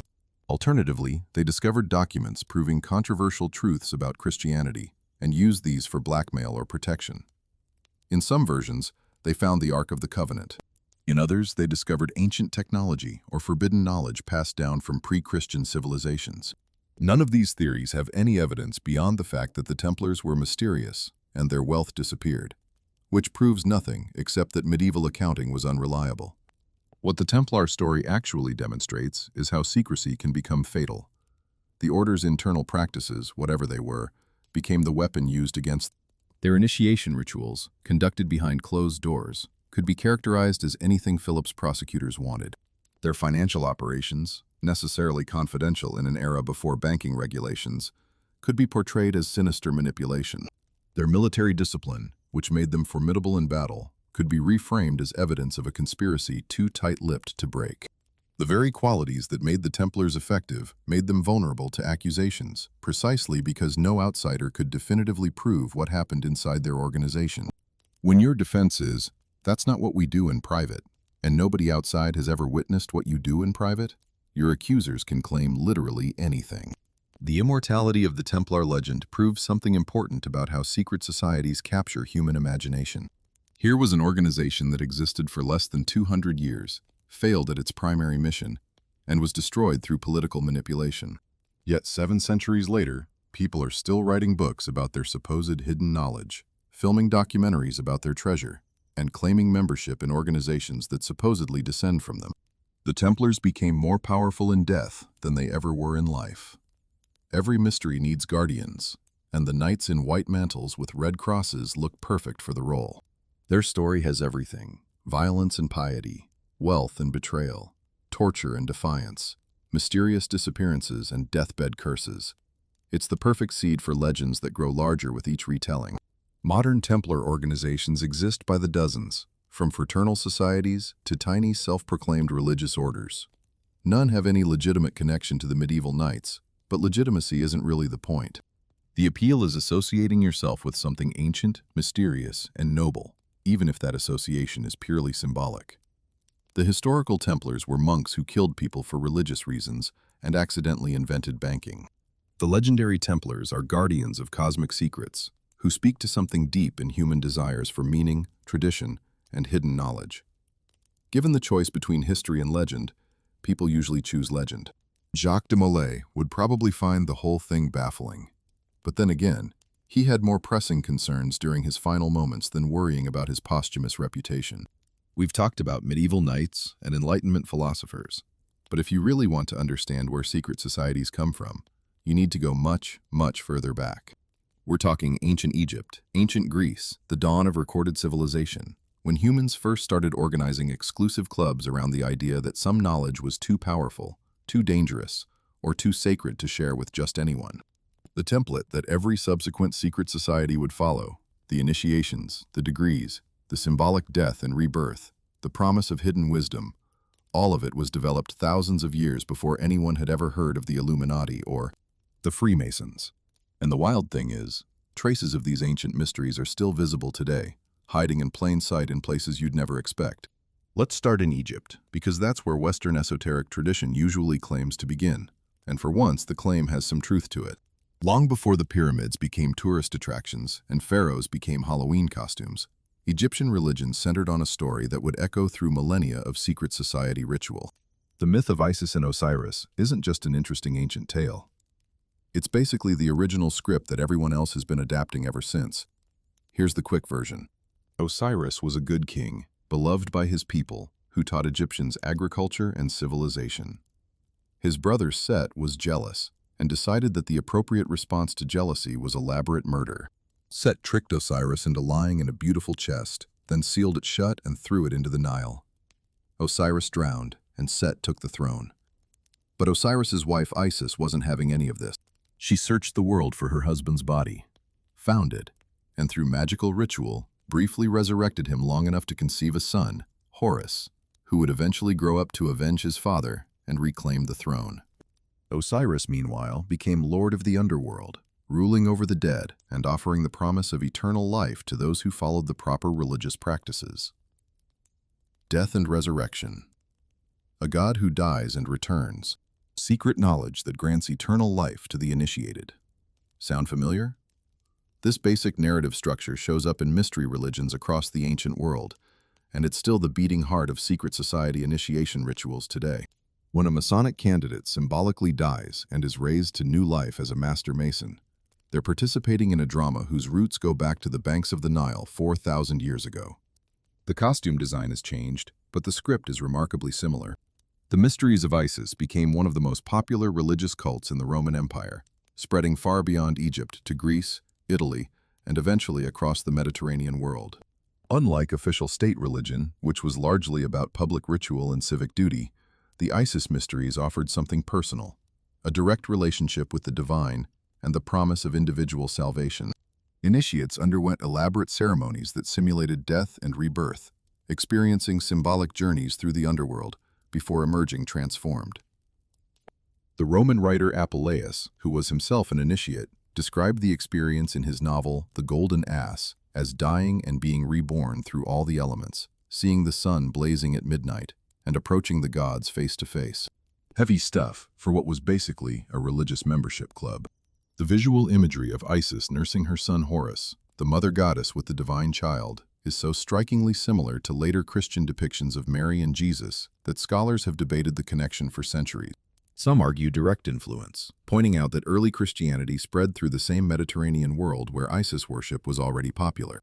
Others argue parallel development, suggesting that the mother and child image is simply a universal archetype that multiple religions discovered independently. Either way, the resemblance is impossible to ignore. Walk through any museum with Egyptian antiquities and Christian art in adjacent galleries, and you'll see what I mean. The poses, the symbolism, the emotional resonance, it's all remarkably consistent across thousands of years and radically different theological frameworks. The Greeks had their own mystery traditions, most famously the Eleusinian Mysteries, celebrated near Athens for nearly 2,000 years. Every September, initiates would walk the sacred road from Athens to Eleusis, fasting and purifying themselves along the way, before participating in secret rites inside the Telesterion, a massive hall designed specifically for the mysteries. What exactly happened inside? Nobody knows for certain, because initiates were sworn to absolute secrecy under penalty of death, and apparently they actually kept the secret. Over 2 millennia of continuous operation, and thousands upon thousands of initiates, and we still don't have a definitive account of what occurred. That's some serious operational security that would make modern intelligence agencies jealous. What we do know suggests an overwhelming sensory experience designed to fundamentally alter consciousness. Ancient sources mention the kykeon, a special drink that initiates consumed, leading some modern researchers to speculate about psychoactive ingredients. There were dramatic revelations, possibly involving fire and light effects in the darkened hall, and the display of sacred objects whose significance was known only to the initiated. Participants reportedly emerged from the experience transformed, losing their fear of death and gaining certainty about the afterlife. Cicero, the Roman orator, wrote that the Eleusinian Mysteries taught people not only how to live with joy, but how to die with hope. Whatever they were doing in that hall, it worked.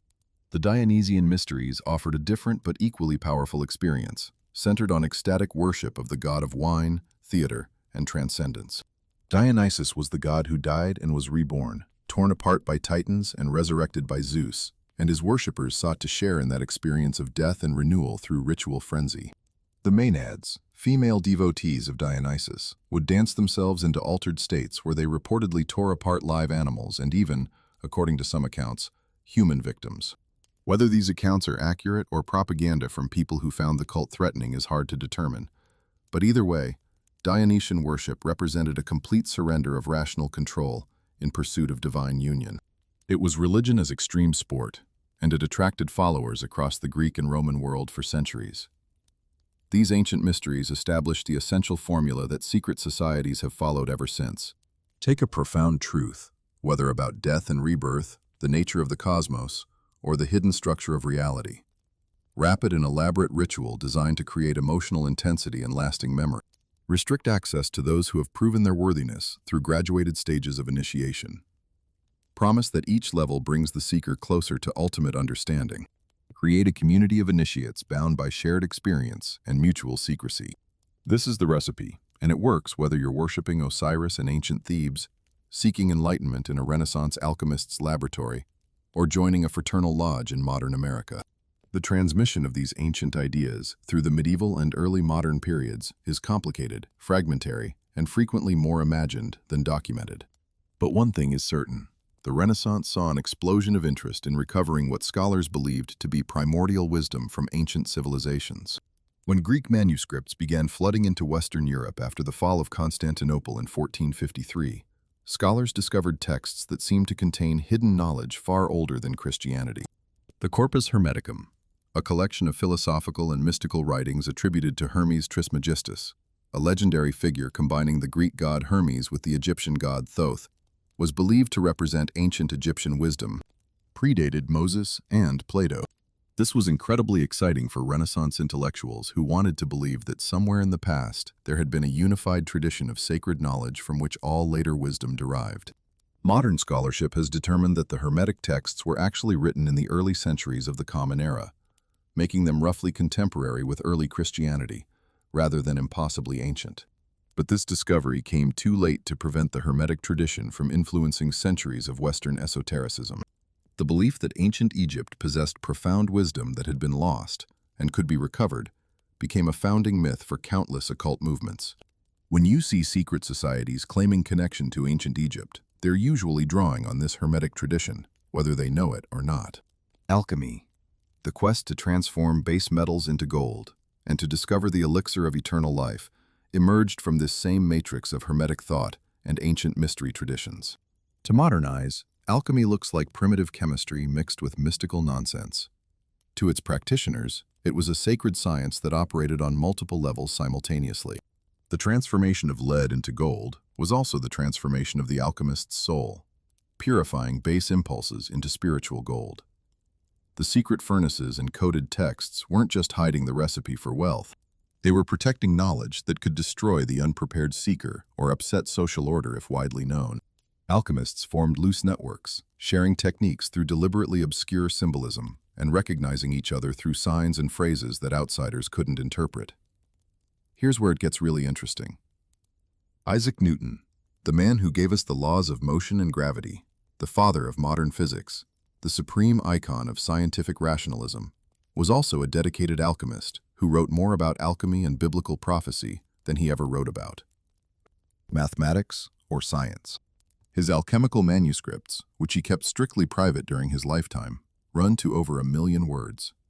He spent decades trying to decode what he believed were ancient secrets hidden in both scripture and alchemical texts. When you learn that Newton secretly practiced alchemy, your reaction might be to wonder how such a brilliant mind could fall for such obvious nonsense. But the division between science and magic that seems obvious to us didn't exist in Newton's era. He saw himself as recovering ancient knowledge through both experimental investigation and textual interpretation. The scientific method and the alchemical quest were, for him, different approaches to the same goal. The Rosicrucians emerged in the early 17th century as perhaps the most mysterious and influential occult movement of the early modern period. It started with 3 anonymous manifestos published in Germany between 1614 and 1616. The first, the Fama Fraternitatis, told the story of Christian Rosenkreutz, a German nobleman who had traveled to the Middle East and North Africa, learning secret wisdom from sages in Damascus, Egypt, and Morocco. He returned to Europe, founded a secret brotherhood dedicated to healing the sick and reforming human knowledge, and died at the age of 106. His followers supposedly discovered his perfectly preserved body in a hidden vault more than a century after his death, along with books containing all the secrets of the universe. The manifestos called for learned men throughout Europe to join in reforming religion, science, and society through the application of this recovered ancient wisdom. They promised a new age of enlightenment, where the true nature of reality would finally be understood. And they invited those who were worthy to make themselves known so that the Brotherhood could contact them. Europe went absolutely bonkers.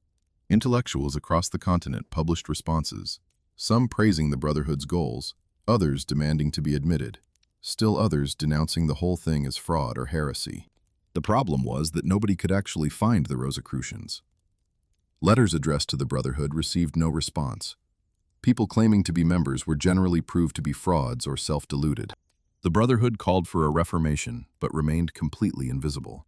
Modern scholars generally believe that the original Rosicrucian manifestos were either a hoax, an elaborate thought experiment, or the work of a small group of reformers who never intended to create an actual organization. The likely author, a Lutheran theologian named Johann Valentin Andrea, later seemed to distance himself from the texts, though his exact role remains debated. But whether the original Rosicrucians were real or fictional almost doesn't matter. The idea of a secret brotherhood possessing ancient wisdom and working invisibly to transform society proved so compelling that people began creating Rosicrucian organizations to fill the demand. If the Rosicrucians didn't exist, they needed to be invented. And invented they were. Throughout the 17th, 18th, and 19th centuries, various groups claimed the Rosicrucian name and promised access to the hidden wisdom of the original brotherhood. Some were legitimate philosophical societies. Others were outright scams. Still others were serious occult organizations that developed elaborate systems of initiation and magical practice. The Hermetic Order of the Golden Dawn, founded in late 19th century London, drew heavily on Rosicrucian tradition, while incorporating elements from Kabbalah, tarot, and ceremonial magic. Its membership included the poet W.B. Yeats, the actress Florence Farr, and most infamously, Aleister Crowley, whose subsequent career as a self-proclaimed magician and provocateur would define popular images of the occultist for the 20th century.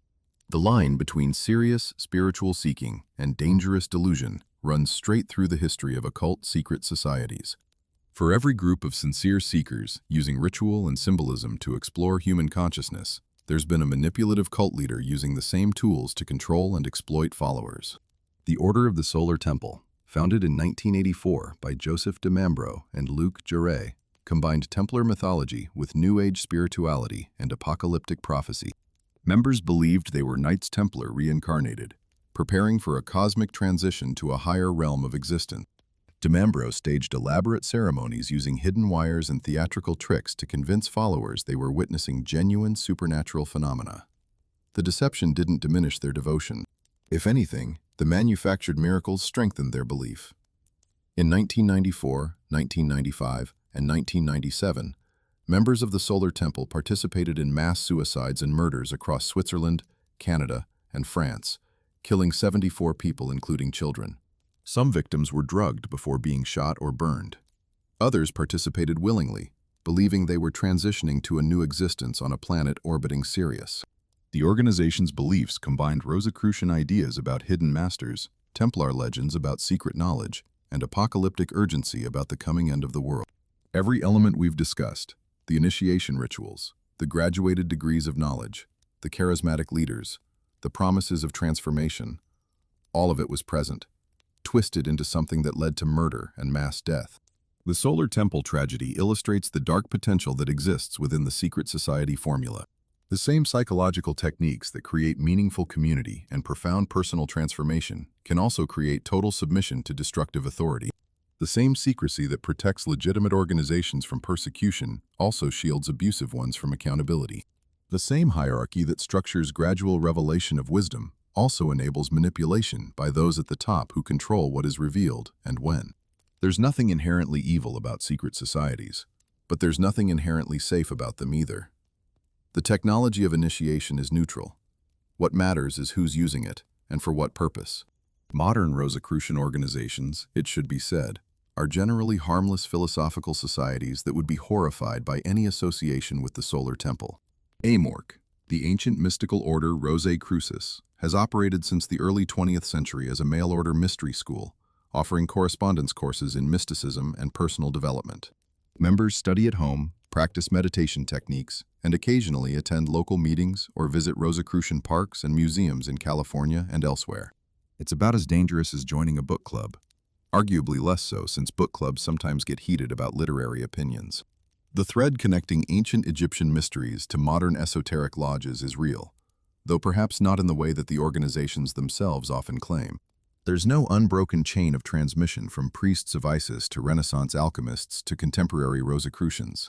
The connections are more about ideas than institutions, the persistent human impulse to seek hidden knowledge, to believe that somewhere, someone possesses answers that ordinary education and religion fail to provide. Each generation rediscovers the ancient mysteries and adapts them to contemporary concerns. The Egyptian priests weren't passing coded messages to medieval alchemists, but medieval alchemists were reading Egyptian texts and finding in them what they were looking for.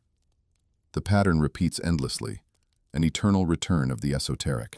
What remains constant is the appeal of secrets, the intoxicating possibility that beneath the surface of ordinary reality, lies something more profound, more meaningful, more powerful than what most people ever glimpse.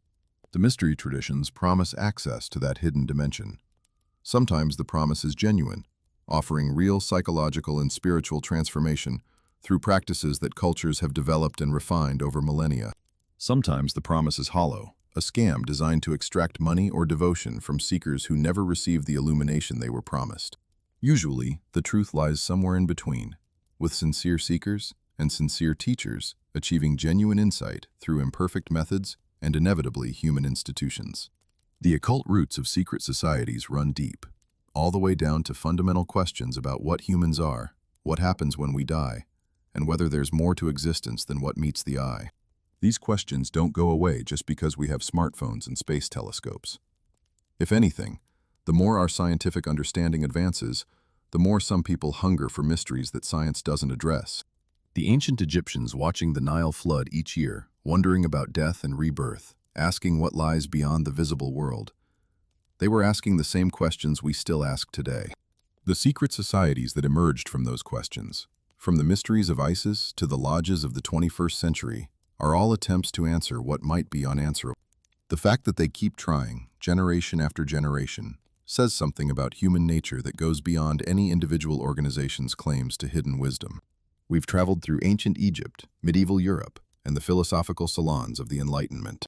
Now let's come back to something a bit more recent and a lot closer to home. A secret society that operates not in shadowy European castles, but in the heart of an American Ivy League campus. Every spring at Yale University, one of the oldest and most prestigious universities in the United States, a ritual occurs that has been repeating for nearly 2 centuries. 15 carefully selected juniors are approached by hooded figures, asked a single question, and if they answer correctly, they become members of an organization that has produced more presidents, senators, CIA directors, and captains of industry than any college club has any right to produce. Welcome to Skull and Bones, where the American elite gets manufactured. The society was founded in 1832 by William Huntington Russell, a senior at Yale who had recently returned from studying in Germany. What exactly Russell encountered in Germany remains disputed, but the timing is suggestive. This was the era when German universities were hotbeds of secret societies, including groups that traced their lineage to the recently suppressed Illuminati. Russell supposedly brought back ideas about how to organize an exclusive brotherhood, and with the help of 14 classmates, he established a new society at Yale. They called it the Order of Skull and Bones, chose the number 322 as their symbol, which may reference the year 322 BCE, when the Greek orator Demosthenes died, or may reference something else entirely, since the organization has never officially explained it, and began recruiting the most promising students from each graduating class. The selection process itself is theatrical enough to make the ancient mystery schools proud. On a designated night in April, current members, called knights, approach their chosen candidates individually, often with significant ceremony. The traditional method involves a member slapping the candidate on the shoulder and asking, "Skull and Bones, do you accept?" The correct answer, if the candidate wishes to join, is to respond with their name. That's it. No application, no interview, no waiting list. If you're tapped, you're in. If you're not tapped, you never will be. The society selects exactly 15 new members each year, no more, no less, a number that has remained constant since the founding. At any given time, there are approximately 800 living members, which makes this one of the most exclusive clubs on the planet. Getting into Yale itself is competitive enough. Getting into Bones is another level entirely. The society's headquarters is a building known simply as the Tomb, a windowless brownstone structure on High Street in New Haven that looks exactly like what you'd expect a secret society headquarters to look like. The architecture is deliberately intimidating, all heavy stone and sealed entrances, designed to make clear that whatever happens inside is absolutely not your business. Members enter through doors that lock behind them, and the interior has never been officially photographed or described by the organization itself. What we know comes from occasional leaks, journalistic investigations, and the testimony of disgruntled former members, which means we know quite a lot, actually, though Bonesmen officially refuse to confirm or deny any of it. According to these accounts, the tomb's interior is a Victorian Gothic fever dream filled with stolen memorabilia, bizarre decorations, and relics that seem designed to maximize creepiness. Allegedly, the collection includes the skulls of famous historical figures, most notably a skull claimed to be that of the Apache leader Geronimo, supposedly stolen from his grave by members including Prescott Bush, grandfather of one president, and father of another. The Apache Nation has repeatedly demanded the skull's return, and in 2009 they actually filed a lawsuit, though Skull and Bones has never officially acknowledged possessing. Other alleged items in the collection include Hitler's silverware, various pieces of Nazi memorabilia, and an assortment of bones and artifacts from around the world. Whether all these stories are true, or whether some are deliberate disinformation designed to make the society seem more mysterious, is impossible to determine from outside. The initiation ritual is where things get particularly interesting from a psychological perspective. Remember what we discussed about how secret societies use confession as a tool for creating leverage? Skull and Bones reportedly takes this practice to an extreme. During their initiation, new members are allegedly required to lie naked in a coffin and share their complete sexual history, along with other deeply personal information, all while surrounded by their new brothers. The symbolism of lying in a coffin echoes the death and rebirth motifs we've traced all the way back to ancient Egypt, but the confession element adds something distinctly modern. Once the organization knows your secrets, your most embarrassing moments, your hidden shames, leaving becomes complicated. You're not just walking away from a club. You're walking away from people who could theoretically destroy your reputation if they chose to. Whether this leverage is ever actually used is unclear. Bonesmen tend to speak of their fellow members in glowing terms, describing lifelong friendships and mutual support networks that operate far beyond graduation. But the potential for coercion exists regardless of whether it's exercised. When your brothers include future presidents, CIA directors, and Fortune 500 CEOs, having shared your deepest secrets with them creates a bond that's difficult to break and potentially dangerous to challenge. It's the ultimate networking group, except the networking is enforced by mutual knowledge of potentially devastating personal information. Think of it as LinkedIn with blackmail insurance. The society's secrecy extends to its very existence, at least officially.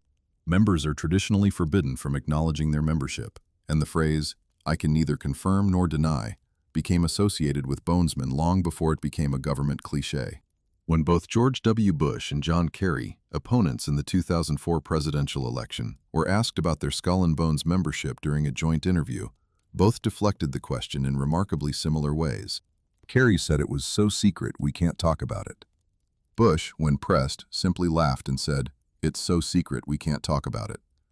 Two men competing for the most powerful position on earth, and they couldn't or wouldn't discuss their membership in the same college club. The interviewer, Tim Russert, visibly gave up trying to get a straight answer. Whatever else Skull and Bones teaches its members, media discipline is clearly part of the curriculum. The list of Skull and Bones members reads like a directory of American power. 3 presidents, William Howard Taft, George H.W. Bush, and George W. Bush, were members.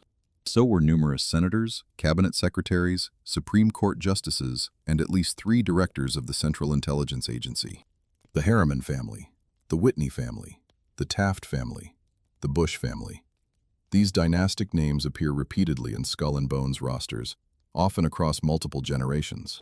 William Averill Harriman, a member who became one of the most influential American diplomats of the 20th century, once said that Skull and Bones was the most important educational experience of his life, which is quite a statement coming from someone who attended Yale University and Oxford. Apparently, the secret club was more formative than either world-class education. The society's influence on American intelligence is particularly noteworthy. The CIA and its predecessor, the Office of Strategic Services, were disproportionately staffed by Yale graduates, many of them Bonesmen. The OSS was sometimes jokingly called "oh so social" because of its upper-class recruitment patterns. When you needed people who could be trusted with secrets, who understood discretion, who came from backgrounds that made them unlikely to betray their country for money, where better to look than a society that had been teaching these exact skills? Since 1832, the overlap between Skull and Bones and American intelligence wasn't a conspiracy in the sense of deliberate coordination. It was more like parallel evolution. 2 secretive organizations recruiting from the same elite pool and recognizing kindred spirits. The financial world has similar patterns. Multiple partners at major investment banks, particularly the old-line firms like Brown Brothers Harriman, were Bonesmen. The society functioned as a super networking organization, connecting ambitious young men with established power brokers who could accelerate their careers in ways that pure talent alone never could. This is the dirty secret of elite secret societies that conspiracy theorists often miss. You don't need mysterious rituals or hidden agendas to explain the power of these organizations. Simple networking among highly selected individuals is sufficient to generate enormous advantages. When your college club brother becomes a senator and remembers that you were kind to him during initiation, that connection matters. Multiply that by hundreds of relationships across decades, and you have a power network that requires no conspiracy theory to explain. The society's wealth is managed by the Russell Trust Association, a corporate entity that owns the tomb and presumably manages various investments on behalf of the organization. The finances are, naturally, opaque. What we know is that members pay dues, the organization owns valuable real estate, and the alumni network provides resources that keep the society operating in style that most college organizations could never afford. Some researchers have estimated the Russell Trust's assets in the millions, though precise figures are impossible to verify. The organization doesn't file public reports, doesn't grant interviews, and doesn't confirm its own existence in any official capacity. For a club that's been the subject of countless books and documentaries, it remains remarkably successful at controlling its own narrative. The conspiracy theories surrounding Skull and Bones are extensive and often creative. At the mild end, critics simply point out that having a secret society produce multiple presidents and intelligence directors is problematic for a democracy, regardless of whether anything nefarious is occurring. At the extreme end, you find claims that Skull and Bones is the American branch of the Illuminati, that it orchestrates wars for profit, that it controls the entire American political system through its alumni network, and that the number 322 holds mystical significance related to ancient Babylonian mystery cults. The truth, as usual, is probably more boring than either extreme. Skull and Bones is a networking organization for elite students that has successfully perpetuated itself for nearly 2 centuries. Its members help each other succeed, just as members of any exclusive club help each other succeed. The difference is that this particular club's members often succeed at running countries and intelligence agencies, which makes the mutual assistance significantly more consequential. The gender integration of Skull and Bones in 1991 was a dramatic departure from tradition that revealed interesting tensions within the organization. For 159 years, the society had been exclusively male. When the decision was made to admit women, it reportedly caused significant controversy among alumni, some of whom believed that the change would fundamentally alter the organization's character. The first women were tapped in 1992, and subsequent classes have included women regularly, though the organization remains majority male. Whether the rituals have been modified to accommodate mixed gender membership is unknown. Whether women members have achieved the same career success as their male predecessors is too early to determine definitively, though several have already reached significant positions in media, law, and finance. The society's survival into the 21st century raises interesting questions about the continuing relevance of secret societies in an age of radical transparency. Skull and Bones was designed for an era when gentlemen kept secrets and the press respected boundaries. Today, leaked documents and camera phones make traditional secrecy nearly impossible. The organization has been penetrated by journalists, infiltrated by investigators, and documented by determined researchers to an extent that would have been unthinkable a generation ago. Video allegedly showing initiation rituals has circulated online. Former members have written books. The tomb itself has been mapped and photographed using drones. Yet somehow, the society continues, still selecting 15 members each year, still maintaining its rituals, still producing outsized numbers of influential alumni. Part of the explanation is that perfect secrecy was never really the point. What matters is the experience, the bonding that occurs when young people go through strange rituals together. The sense of specialness that comes from belonging to something exclusive.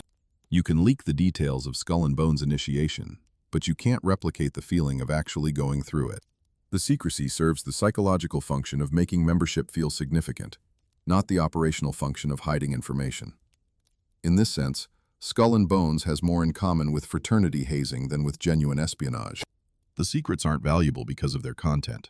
They're valuable because keeping them creates solidarity. The society also benefits from a kind of Streisand effect.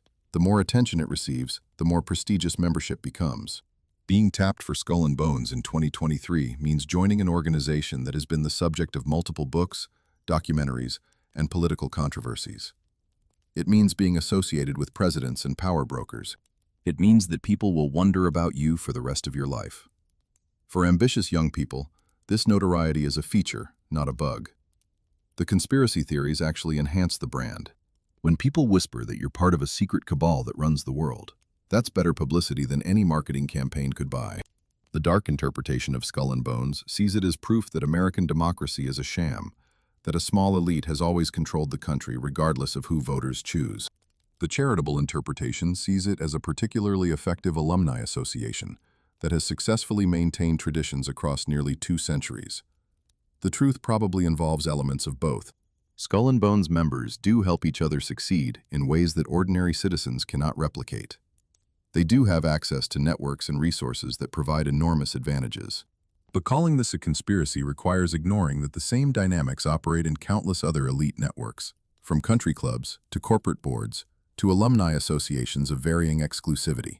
Skull and Bones is perhaps more effective than most, but it's not fundamentally different in kind. What Skull and Bones really demonstrates is how effectively the secret society model can be adapted to modern institutional needs. Yale needed a way to bond its most promising students to each other and to the university. Skull and Bones provided that bonding mechanism, using techniques that trace back through Freemasonry and the Illuminati, all the way to ancient mystery schools. The specific content of the rituals matters less than the psychological function they serve, creating emotional intensity that forges lasting connections. Every generation of Bonesmen becomes part of a lineage that stretches back to 1832, inheriting traditions and obligations that transcend individual lifetimes. It's a remarkably effective technology for perpetuating elite networks, which is probably why similar societies exist at nearly every prestigious university. The ongoing fascination with Skull and Bones reflects broader anxieties about power, merit, and access in American society. The United States is supposedly a meritocracy where anyone can succeed through talent and hard work. The existence of organizations that provide advantages based on membership rather than achievement challenges this founding myth. When 2 Bonesmen face each other in a presidential election, as happened in 2004, it becomes harder to maintain the fiction that American politics is genuinely open to all. The conspiracy theories might be wrong about the specifics, but they're responding to something real: the persistent influence of networks that exclude most people by design. Skull and Bones didn't create American inequality, but it did learn to profit from it more effectively than almost any comparable organization. As we move forward to examine other secret societies and their relationships with power, keep Skull and Bones in mind as a model of how these organizations actually function in the modern world. No mysterious knowledge is being guarded. No ancient secrets are being preserved. The magic, if you want to call it that, lies in the simple but powerful technology of exclusive membership, shared experience, and mutual obligation extended across lifetimes. That's enough to produce presidents. That's enough to shape intelligence agencies. That's enough to influence the direction of the most powerful country on Earth. You don't need shadowy puppet masters when you have really good networking and a 200-year head start. So here's the million-dollar question that's been lurking behind everything we've discussed. Do secret societies actually control governments? Or is that just paranoid fantasy dressed up in historical costume? The honest answer is complicated enough to be unsatisfying. Sometimes, secret societies and governments work together so closely that separating them becomes impossible. Other times, governments hunt secret societies with murderous intensity, treating them as existential threats to be eliminated at any cost. And occasionally, in the most fascinating cases, the relationship is both simultaneously cooperation and conflict tangled together in ways that defy simple categorization. The 20th century gave us examples of all 3 patterns, including one scandal that combined Freemasonry, the Vatican, the Mafia, and international banking into a story so convoluted that even Hollywood wouldn't have believed it. Buckle up, because we're about to see what happens when the shadows meet the state. Let's start with the cooperative model because it's actually the most common throughout history. We've already discussed how Freemasons were disproportionately represented among the American founding fathers. This wasn't a conspiracy in the sinister sense. It was simply that Masonic lodges attracted exactly the kind of educated, Enlightenment-minded men who would naturally gravitate toward revolutionary politics. The lodges provided meeting spaces, networking opportunities, and a shared vocabulary of liberty and brotherhood that translated easily into political organizing. When you're planning a revolution against the world's most powerful empire, It helps to have a ready-made network of trusted collaborators who are already practiced at keeping secrets and working together toward common goals. The same pattern repeated across Latin America during the independence movements of the early 19th century. Simón Bolívar, the liberator of much of South America, was a Freemason. So were José de San Martín, Bernardo O'Higgins, and numerous other leaders of Latin American independence. The lodges that spread through Spanish America served as organizing hubs for revolutionary sentiment, just as they had in the British colonies a generation earlier. Spanish authorities recognized this threat and attempted to suppress Masonry, but the genie was already out of the bottle. The same institutions that European governments used for social bonding among their elites became weapons against colonial control when transplanted to the Americas. Italian unification provides another dramatic example of secret societies driving political change. The Carbonari, whose name means charcoal burners and whose origins are appropriately murky, emerged in early 19th century Italy as a revolutionary movement dedicated to liberating the Italian peninsula from foreign rule and unifying it into a single nation. Their organizational structure borrowed heavily from Freemasonry, with degrees of initiation, secret signs, and elaborate rituals that bound members together.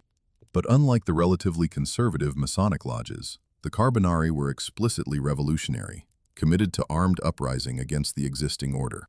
The Carbonari attracted patriots from across the Italian states, including a young sailor named Giuseppe Garibaldi, who would eventually become the most famous military leader of Italian unification.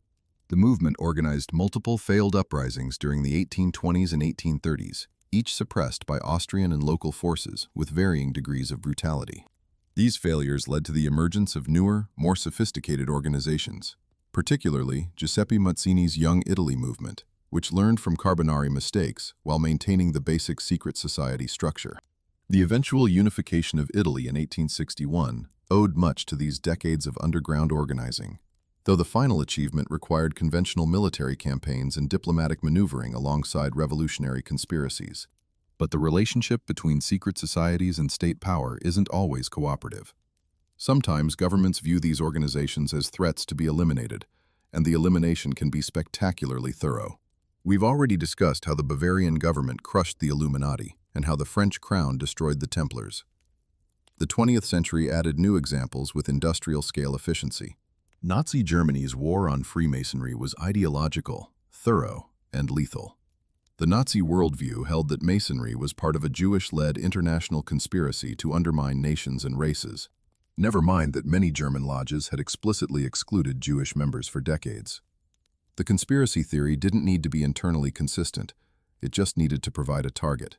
Within months of taking power, the Nazis began closing lodges, seizing property, and compiling membership lists that would later be used to identify enemies of the state. Masonic symbols were displayed in propaganda exhibitions alongside Jewish religious objects, presented as evidence of a unified plot against the German people. The human cost was severe. Masons were excluded from public employment, denied business licenses, and subjected to increasing persecution. Many were sent to concentration camps, where they were identified by an inverted red triangle, the political prisoner marking. Estimates of Masonic deaths in the Holocaust range from tens of thousands to over 200,000, though precise figures are impossible to establish. The Nazis didn't distinguish carefully between active Masons and people who had briefly belonged to lodges decades earlier. Once you were on the list, your past membership became your future death warrant. The Soviet Union's approach was different in ideology, but similar in outcome. Marxist-Leninist theory viewed Freemasonry as a bourgeois institution, a tool of class enemies that had no place in a workers' state. Lenin himself had written critically of secret societies, and the Soviet government moved quickly to suppress them after the revolution. Lodges throughout Russia and later the entire Eastern Bloc were shut down, their property seized, their members subjected to varying degrees of persecution. The suppression was less systematic than the Nazi campaign, partly because there were fewer Masons in Russia to begin with, but the effect was similar. Freemasonry essentially ceased to exist in the Soviet sphere until after 1989. Fascist Italy presents perhaps the most ironic case, given what would happen later. Mussolini's government suppressed Freemasonry in the 1920s, forcing lodges to close and driving the fraternity underground. The fascist view was that Masonry represented liberalism, internationalism, and other ideologies incompatible with nationalist authoritarianism. Prominent Masons were removed from government positions, and the organization's considerable property was seized. For 2 decades, Italian Freemasonry survived only in exile or in deep secrecy.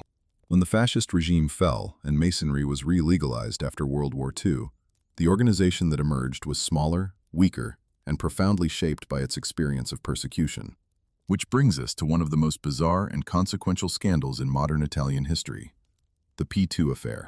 If you've ever wanted an example of how secret societies can become entangled with government, organized crime, and international finance in ways that seem too complicated to be real, this is your case study. The story involves a rogue Masonic lodge, the Vatican Bank, the Italian Mafia, CIA connections, and a banker found hanging from a London bridge with bricks in his pockets. It sounds like a thriller novel, but it actually happened. Propaganda Due, usually abbreviated P2, was ostensibly a Masonic lodge operating under the Grand Orient of Italy. In practice, it had become something very different. Under the leadership of Licio Gelli, a former fascist who had somehow reinvented himself as a power broker in post-war Italy, P2 transformed from a Masonic lodge into a parallel state structure.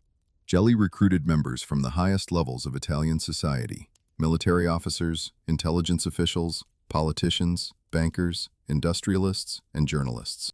The membership list, when it was eventually discovered, read like a directory of Italian power. There were 3 cabinet ministers, 40 members of parliament, 43 generals, 8 admirals, hundreds of civil servants, and the heads of all 3 Italian intelligence agencies. This wasn't a social club. This was a shadow government waiting to happen. Gelli's ambitions went far beyond networking. Documents seized from his possession outlined a plan for democratic rebirth that essentially described how to take control of Italian society through infiltration of key institutions, control of media, and manipulation of political processes. The plan called for limiting trade union power, controlling television and newspapers, reforming the magistracy, and fundamentally restructuring Italian democracy along authoritarian lines. Whether this plan was ever seriously attempted or was simply Gelli's fantasy of power is still debated. What's certain is that P2 members were positioned to implement something like it if they had chosen to act together. The lodge's connections extended beyond Italy into international finance and intelligence operations. P2 maintained ties with figures in the CIA and with Latin American right-wing governments.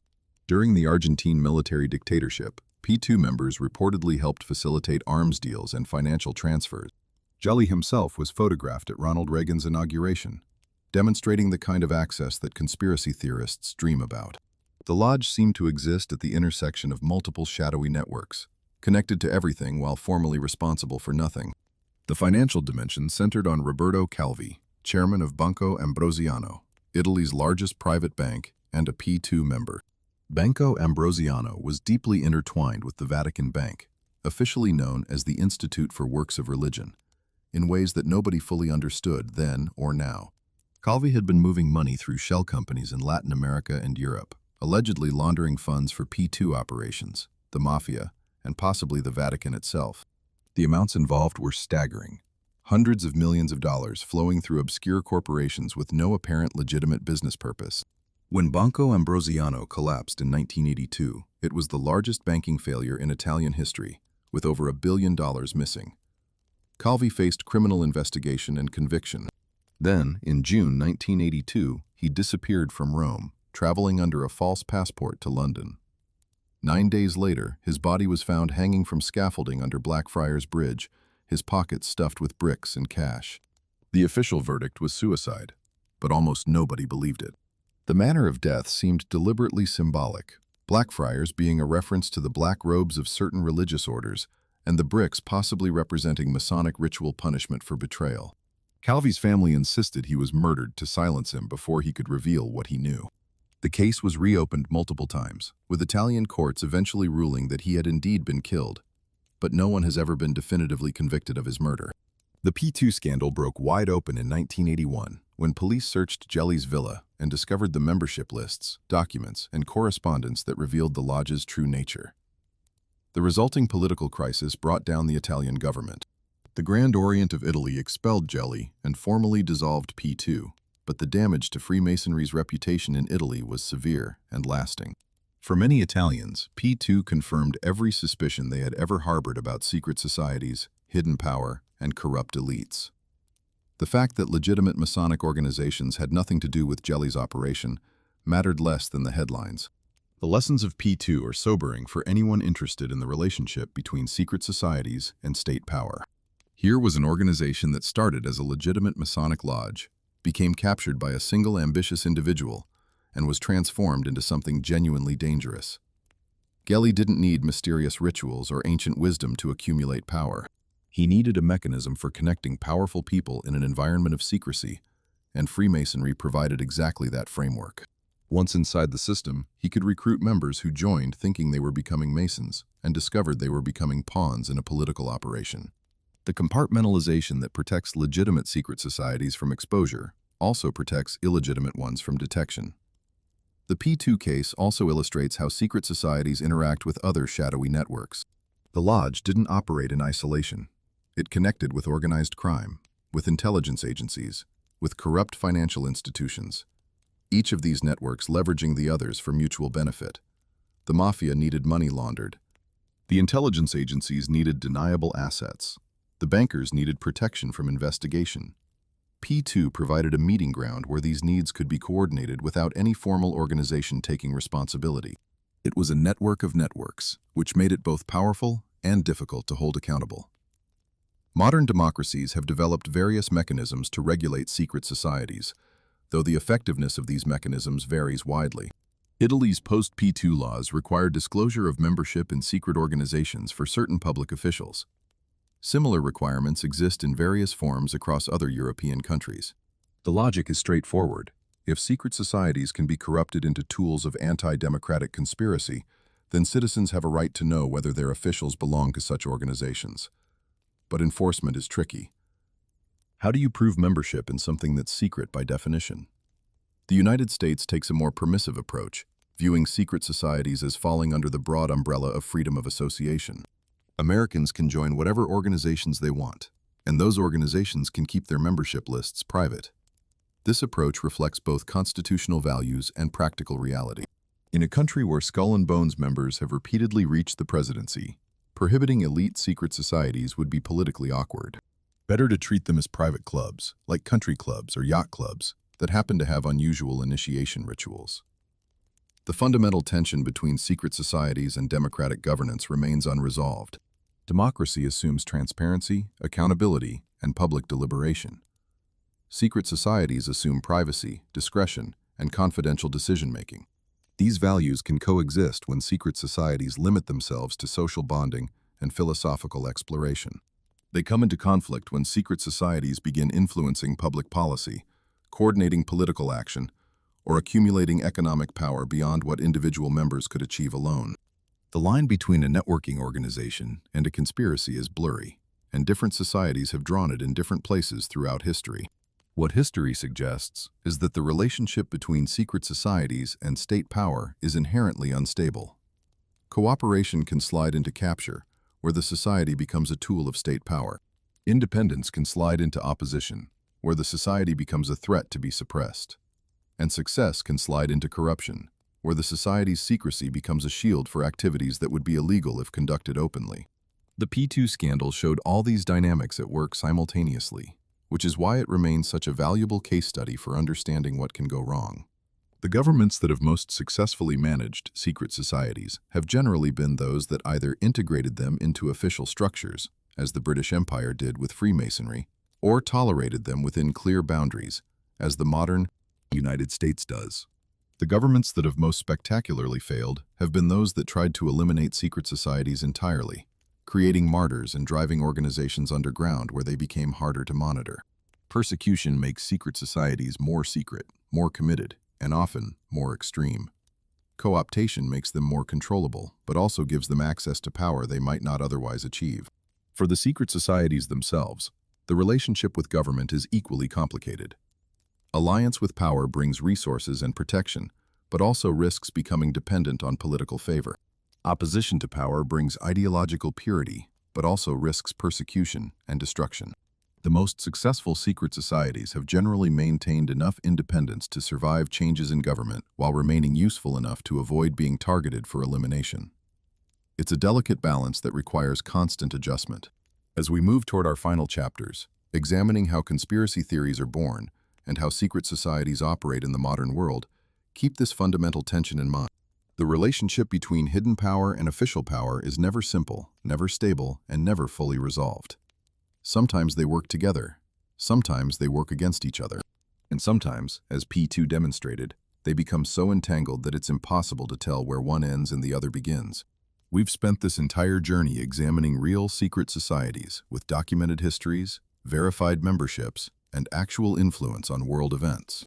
But now we need to talk about the other side of the coin, the conspiracy theories that attach themselves to secret societies like barnacles to a ship's hull. Because here's the uncomfortable truth. Some of the most famous secret society stories in the world are complete fabrications, invented by hoaxers, promoted by propagandists, and believed by millions of people who never bothered to check the sources. Understanding how these myths are created is just as important as understanding real secret societies, because the myths often do more damage than the reality ever could. Let's start with one of the most successful hoaxes in modern history, the Priory of Sion.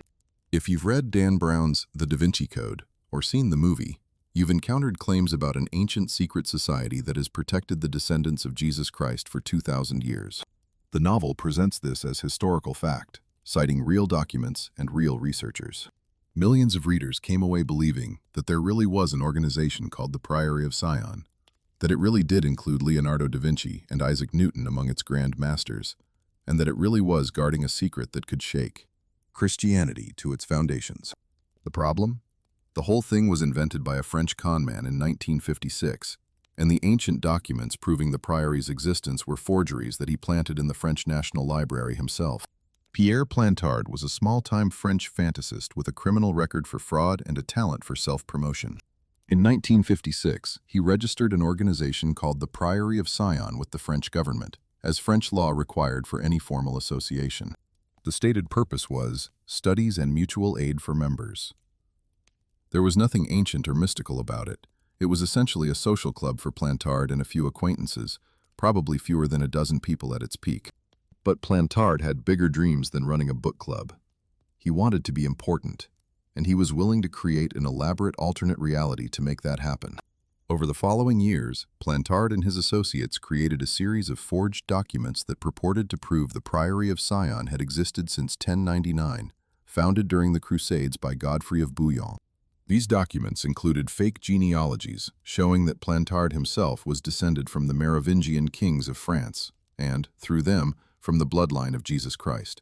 They listed famous historical figures as grand masters of the Priory, including Leonardo da Vinci, Victor Hugo, Claude Debussy, and Jean Cocteau. The documents were deposited in the Bibliothèque Nationale de France, giving them an air of legitimacy that they absolutely did not deserve. When researchers later examined these dossiers secrets, they found anachronisms, factual errors, and stylistic inconsistencies that clearly marked them as modern forgeries. But by then, the damage was done. The hoax might have remained an obscure curiosity, if not for a 1982 book called The Holy Blood and the Holy Grail, written by 3 British researchers who took Plantard's fabrications at face value and wove them into an elaborate theory about Jesus, surviving the crucifixion, marrying Mary Magdalene, and founding a bloodline that the Priory of Sion had protected ever since. The book was a massive bestseller, despite being thoroughly debunked by historians. It became the direct inspiration for the Da Vinci Code, which sold over 80 million copies and spread the Priory of Sion myth to an audience that dwarfed anything Plantard could have imagined. Here's the truly remarkable part. By the time the Da Vinci Code was published in 2003, Plantard had already confessed to the hoax. Under oath in a French court in 1993, during an investigation into a completely unrelated matter, Plantard admitted that he had fabricated the entire Priory of Sion mythology. The organization was not ancient. The documents were forgery. The Grand Master list was invented. He had made it all up. Plantard died in 2000, having spent his final years as a discredited fraud. Yet millions of people continued to believe in his creation, because by that point, the myth had taken on a life of its own. The story was too good, too appealing, too perfectly suited to human desires for hidden knowledge and secret history. Reality couldn't compete with fiction. The Priory of Sion hoax illustrates a fundamental principle of conspiracy thinking that the German historian Marian Fussell has documented extensively. The grander the secret, the more eagerly people believe it. A small conspiracy, maybe 3 guys planning to steal from their employer, is boring. Nobody wants to believe in that. But a conspiracy that spans centuries, involves famous historical figures, threatens established religion, and promises to reveal ultimate truth about human existence? That's irresistible. The scale of the alleged conspiracy becomes evidence of its reality in the minds of believers. Surely nobody would make up something this elaborate. Surely where there's smoke, there's fire. Surely if so many people believe it, there must be something to it. Except the elaborateness of a conspiracy theory is actually evidence of its fictitiousness, not its truth. Real conspiracies tend to be small, short-lived, and eventually exposed. The more people involved in a secret, the harder it becomes to keep. The longer a conspiracy supposedly operates, the more opportunities for leaks, mistakes, and defections. A 2,000-year conspiracy involving thousands of members across dozens of countries would require a level of operational security that has never existed in human history. The Priory of Sion couldn't even maintain its hoax for 50 years without the creator confessing under oath. But somehow we're supposed to believe an organization kept the same secret since the time of the Crusades? The Protocols of the Elders of Zion represents an even more dangerous example of conspiracy mythology, one that has contributed directly to mass murder. This document, which purports to be the minutes of a secret meeting of Jewish leaders planning world domination, first appeared in Russia around 1903. It describes Jewish plans to control banking, media, and governments, to undermine Christian morality, to start wars for profit, and to eventually enslave the non-Jewish population of Earth. The document has been proven to be a forgery countless times, plagiarized in large part from a French political satire that had nothing to do with Jews. The Times of London exposed it as a fake in 1921. Every serious historian who has examined it agrees it was manufactured by agents of the Russian secret police to justify anti-Semitic policies. None of that has stopped the Protocols from becoming one of the most influential texts of the 20th century. Henry Ford distributed 500,000 copies in the United States. Nazi propagandists cited it as proof of Jewish conspiracy, and it was taught in German schools as historical fact. The document provided an intellectual framework for the Holocaust, giving murderers a justification beyond mere hatred. After World War II, the Protocols continued circulating in the Middle East, where they remain popular in certain circles to this day. Hamas's founding charter explicitly referenced them. Saudi Arabian textbooks included them until international pressure forced their removal. A forgery from 1903 is still killing people in the 21st century. The persistence of the Protocols, despite overwhelming evidence of their fraudulence, tells us something important about how conspiracy theories function. They serve psychological and social needs that have nothing to do with truth. For people who feel powerless, conspiracy theories provide explanations for why their lives aren't going well.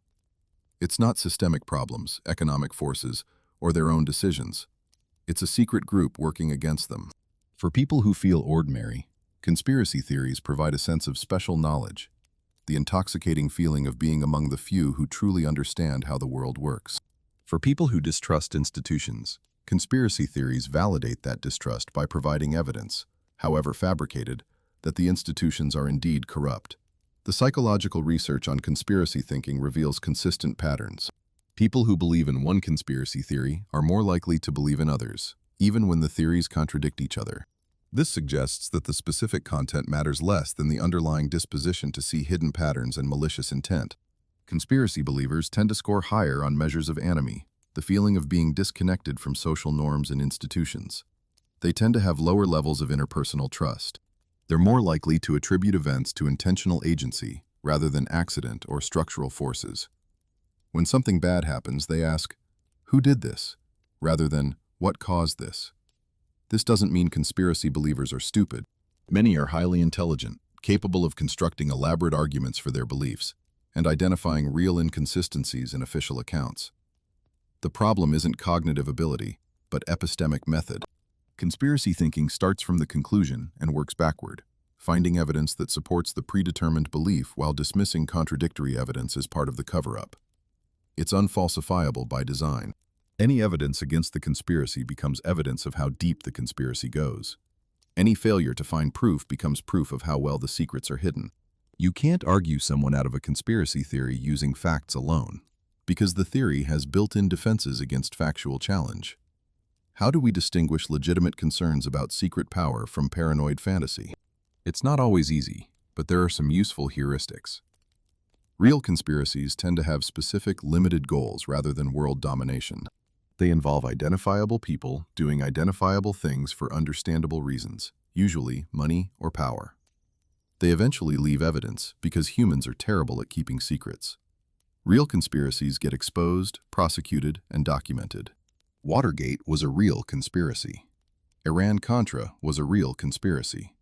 The Tuskegee syphilis experiment was a real conspiracy. We know about these precisely because they couldn't be kept secret forever. Fantasy conspiracies, by contrast, tend to be vague about specifics, while grandiose about scope. They require superhuman competence from the conspirators and superhuman incompetence from everyone else. They persist for centuries without anyone involved ever making a mistake, having a crisis of conscience, or leaving behind incriminating documents. They involve coordination across competing organizations, nations, and ideologies that in real life would never cooperate. They explain everything, which is the surest sign they explain nothing. So have secret societies disappeared in the age of smartphones, leaked documents, and social media? Has the internet killed the possibility of organized secrecy? You might think so, given how difficult it's become to keep anything private. Surveillance cameras capture our movements. Digital communications leave permanent records. Whistleblowers can reach global audiences instantly. The traditional mechanisms of secrecy, locked doors, burned papers, trusted couriers, seem almost quaint compared to the transparency that technology enables. But here's the twist. Secret societies haven't disappeared. They've adapted. The same technology that enables surveillance can be used to encrypt communications and coordinate globally. The same information overload that exposes some secrets makes it easier to hide others in plain sight. And the fundamental human needs that secret societies address, belonging, meaning, exclusive knowledge, elite networking, haven't changed at all. If anything, the alienation and fragmentation of modern life has made these needs more acute. Secret societies are doing just fine in the 21st century, thank you very much. They just look a bit different than they used to. Let's start with the organizations that never went away. Modern Rosicrucian orders continue operating throughout the world, offering initiations, rituals, and esoteric instruction to members who pay dues and attend meetings, much as their predecessors did centuries ago. Amorc, the ancient mystical order Rosae Crucis, claims hundreds of thousands of members across dozens of countries. They maintain elaborate facilities in San Jose, California, complete with an Egyptian museum, a planetarium, and a research library. Their correspondence courses offer progressive revelation of mystical teachings through a degree system that would be immediately recognizable to any historical secret society member. Is this a powerful organization controlling world events? Almost certainly not. Is it a functioning secret society that provides its members with meaningful experiences of initiation, community, and esoteric knowledge? Absolutely. Freemasonry continues as well, though with significantly diminished membership compared to its mid-20th century peak. Grand lodges operate in most countries, maintaining the traditional three-degree structure and the rituals that have been practiced for centuries. Some lodges are more active than others, some more traditional, and some more experimental, but the institution persists. Walk through any American town, and you'll likely find a Masonic temple, often a bit run down, often with a small but dedicated membership keeping the lights on. These aren't the power brokers of the founding era. They're more like historical reenactors, with real emotional investment in what they're preserving. The Bohemian Grove, which we touched on earlier, represents a different kind of modern secret gathering. Every July, approximately 2,500 of America's wealthiest and most powerful men gather at a private campground in Northern California for 2 weeks of entertainment, lectures, and networking. The membership list reads like a Fortune 500 directory combined with a government leadership roster.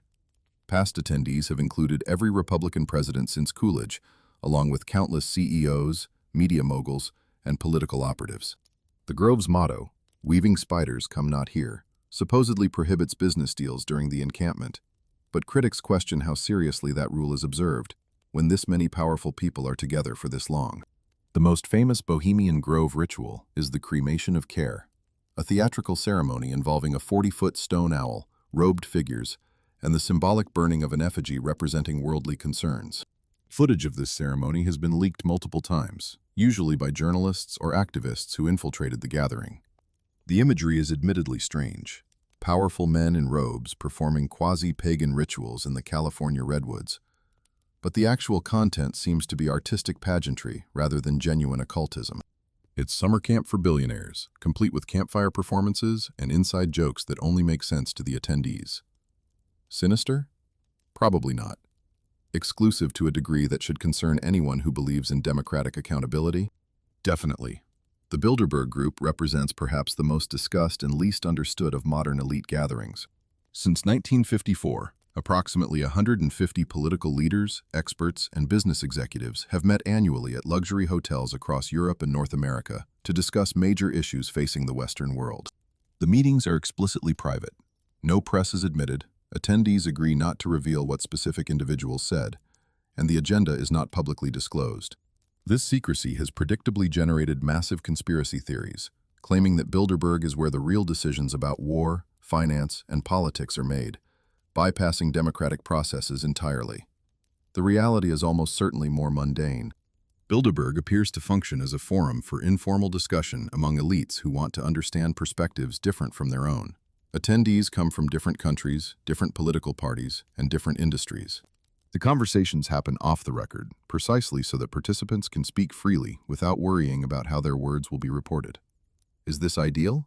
Probably not. Powerful people having private conversations about public matters raises legitimate concerns about transparency and accountability. But the conspiracy theory version, where Bilderberg secretly decides the fate of nations and then instructs governments what to do, requires a level of coordination and compliance that simply doesn't match how human institutions actually work. The World Economic Forum in Davos, Switzerland, operates on similar principles, but with considerably more public visibility. Every January, thousands of business leaders, politicians, activists, and journalists gather for a week of panels, meetings, and networking in a Swiss ski resort.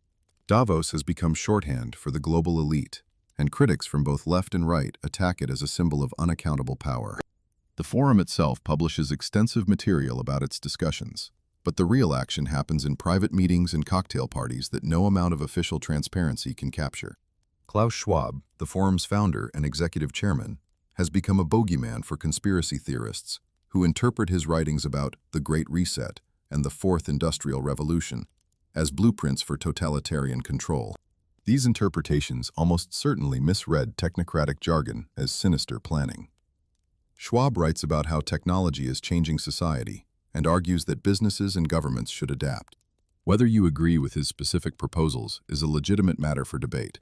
But the conspiracy theory version, where Davos is implementing a secret plan to abolish private property, eliminate cash, and microchip the entire population, requires believing that thousands of participants have all agreed to this agenda, and none of them have ever revealed it. Given how much these people disagree with each other about ordinary policy questions, the idea that they're secretly united on a radical transformation of human society strains credulity. New forms of elite coordination have emerged that don't fit traditional secret society models at all. The tech industry has its own gathering circuits, from the Allen and Company Sun Valley Conference, where media deals get made, to the TED events, where ideas get spread. Silicon Valley operates through networks of investors, founders, and executives who all know each other, fund each other's ventures, and sit on each other's boards. This isn't secretive in the traditional sense. Most of these relationships are publicly documented. But the concentration of power and the informal coordination are very real. The decisions made at dinner parties in Palo Alto affect billions of people who will never receive an invitation. Perhaps the most important development in 21st century secret coordination isn't organizational at all. It's the emergence of encrypted communication platforms that allow anyone to coordinate privately at global scale. What Freemasons achieved through physical lodges and elaborate ritual, what Skull and Bones achieves through campus recruitment and lifelong bonds, can now be approximated by any group with access to encrypted messaging apps.